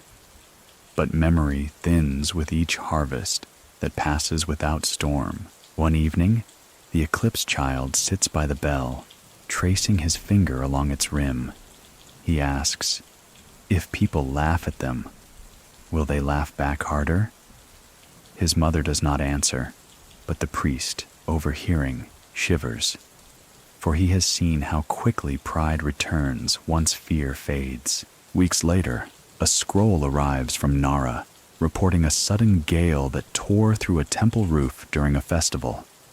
Witnesses swore they saw a long-nosed figure dart among the lanterns just before the wind struck. The scroll closes with a warning. Mockery is heard as prayer in reverse. The priest copies the line into his ledger, underlining it twice. The village continues its daily life, but the balance has shifted. The Tengu, once feared as predators, now walk a dangerous path toward entertainment. And in that laughter, sharper than any storm, the priest hears a new threat: forgetfulness. For to forget the mountain's power is to invite it back, fiercer than before. The first hints come not from priests or merchants, but from the sea. Sailors returning to Sagami Bay tell of storms that rise without warning, clear horizons swallowed by black gusts, masts bending as though pressed by invisible hands. Some claim to have seen figures in the squall, shapes with cloaks of feathers, perched on cloud banks as if on ridges. Nets vanish, ropes snap, and ships stagger home half empty. One captain swears a red face leaned from the gale, nose long as the bowsprit, laughing as his sail tore. Such tales spread faster than tides. Soon, rumors lace together. The Tengu are not only mountain spirits but masters of wind itself, rulers of storm. Villagers inland begin to whisper that every gale is their work, whether in cedar groves or over the open sea. Fishermen start hanging red cords from their masts, mimicking the ankle threads tied to children in the village festival. The clerk dismisses it all as sailors' exaggeration, yet he notes grimly how rice prices shift after every storm. If the seas cannot be trusted, merchants hesitate. Famine rides not only on drought, but on fear of waves. Thus the legend seeps into markets, tightening purses as firmly as any gale grips sails. In Kamakura, officials argue how to respond. Some insist the rumors are harmless, a distraction for commoners. Others fear they erode confidence in convoys and trade. Secretly, some retainers wonder whether the storms themselves have grown sharper in recent years.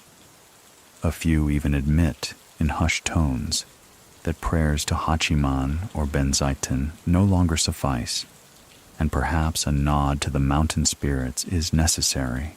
The Yamabushi, hearing these sea omens, swell with renewed fervor. "We told you," they shout on the ridges. "They are no jesters but arbiters of wind. Laugh at them, and they will laugh through your sails." Their conches thunder across valleys, sounding almost like foghorns.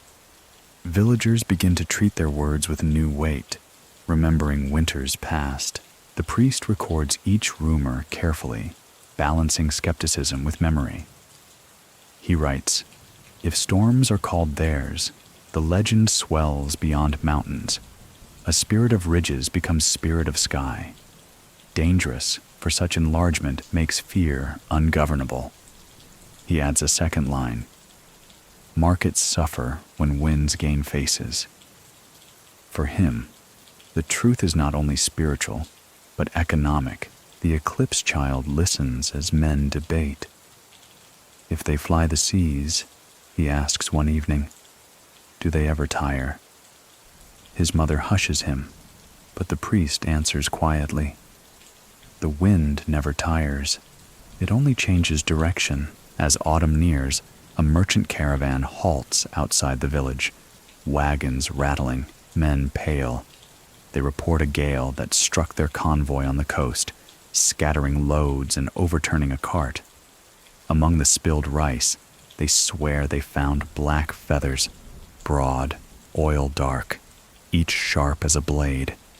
They gathered them in silence, refusing to touch barehanded, and laid them at a roadside shrine. None vanished, but none dared reclaim the rice either. The villagers hear this and fall into heavy quiet. The festival gave them one season of peace, yet the winds have stretched their dominion. Mountains, valleys, seas, every space where air moves is now claimed.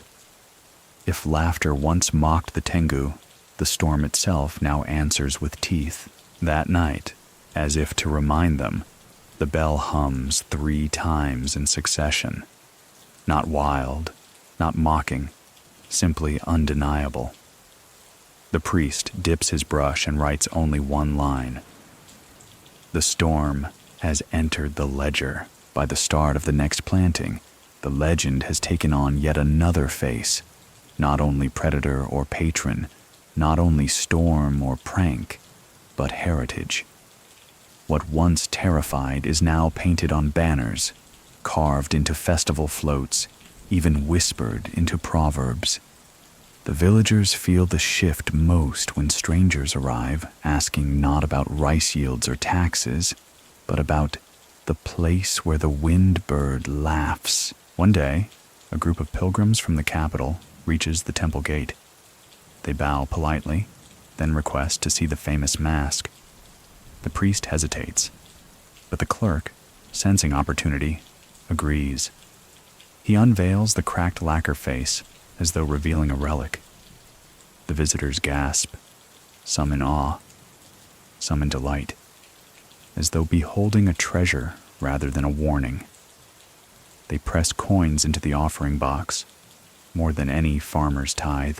Soon after, merchants begin to arrive with trinkets, miniature masks carved from pine, painted crimson and black, noses exaggerated. They sell quickly, tied to cords as charms. Children laugh while wearing them. Adults hang them above hearths to keep mischief away. The priest winces at the irony. The very visage once feared is now displayed as household guardian. Festivals in other provinces grow ever louder. Reports tell of parades where youths don enormous papier-mâché noses, mock officials, and scatter feathers into the crowd. In some towns, officials themselves join, hoping to prove humility by dancing as fools. Laughter fills the streets and coin fills merchants' hands. The Tengu, once whispered of in dread, have become spectacle. Yet behind the laughter lingers unease. Scrolls from Nara and Kyoto speak of accidents at these festivals: lanterns overturned by sudden gusts, floats toppled in squalls. In one case, a bridge collapsed under a dancing crowd, and survivors swore they heard laughter in the wind. Skeptics call it coincidence. Believers insist the spirits resent being reduced to jesters. The Yamabushi denounce the new revelry as blasphemy. They retreat higher into the mountains, fasting and chanting. You clothe mockery in silk, one rails before leaving, but the mountain does not forget. Their absence leaves the village quieter, but also less certain who guards its borders. The clerk, meanwhile, thrives. He files reports describing the festival as proof of loyalty and order. Kamakura officials respond with praise, even hinting that their village might serve as model. To him, the Tengu have become useful, an image tamed, a mask turned into banner. The priest sees more clearly.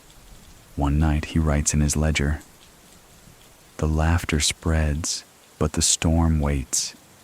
Heritage may be as dangerous as fear, for it blinds us to living presence." He recalls the bowls of rice taken without print in snow, the Kyoto bells that cracked, the pilgrim who bowed to empty air. He fears that the spirit behind the mask has not vanished, only withdrawn, watching as humans turn its image into profit. The eclipse child, now nearing 6, dreams often of wings. He tells his mother that in sleep he flies above fields, looking down at roofs and hearing both laughter and sobbing at once. She strokes his hair, whispering that they are only dreams.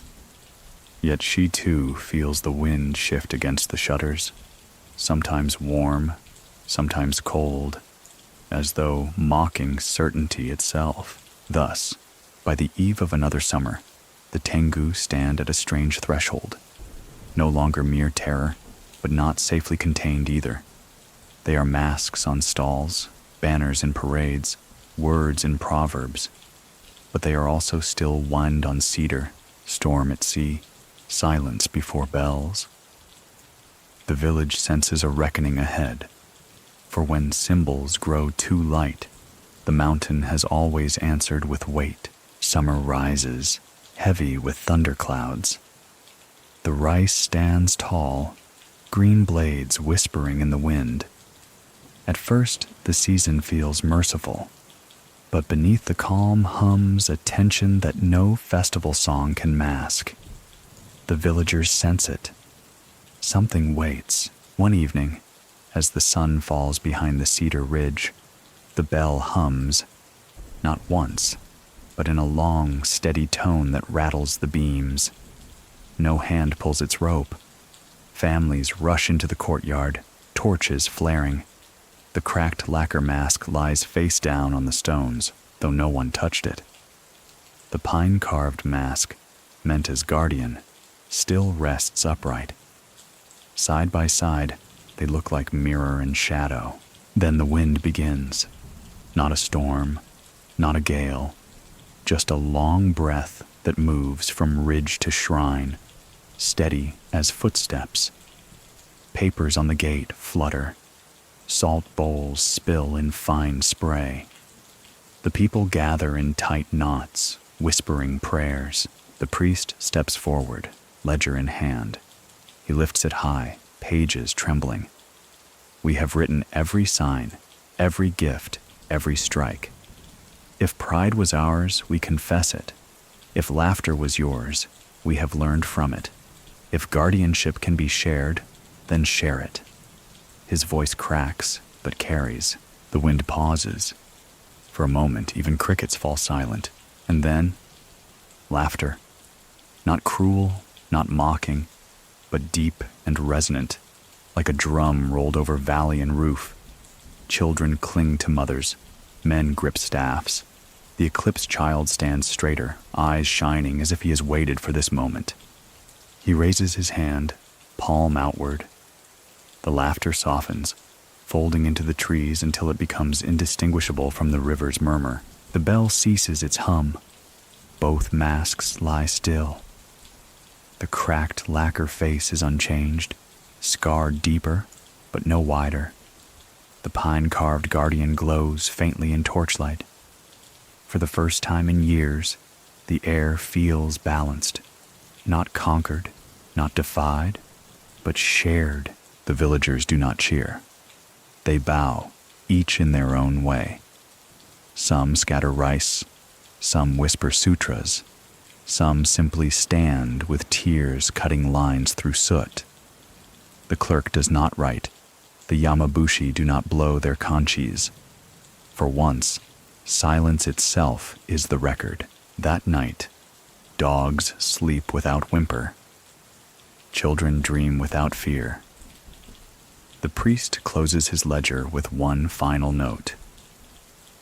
Storm answered not with ruin, but with recognition.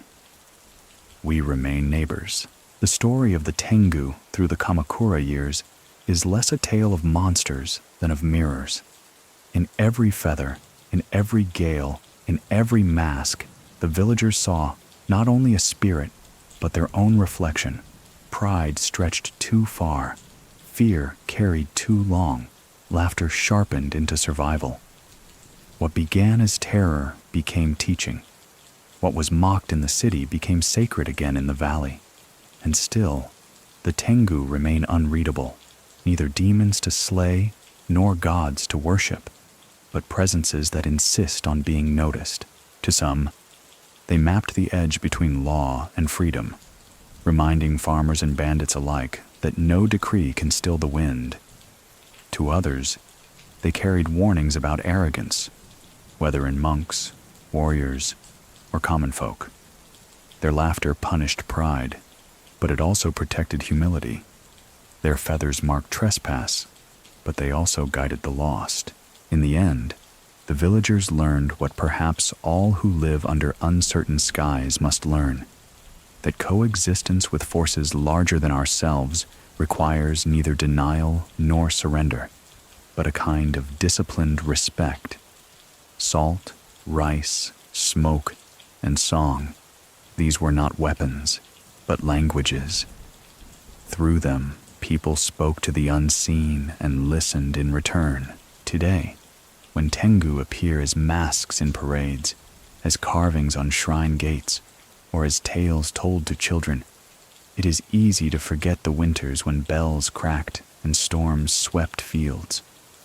But heritage, like storm, carries memory beneath its calm surface. To honor the Tengu is to remember that laughter can wound, but it can also heal, that pride can destroy, but it can also teach. So the question lingers, as it did in the priest's ledger. When the wind shifts against your door, do you treat it as enemy or as neighbor?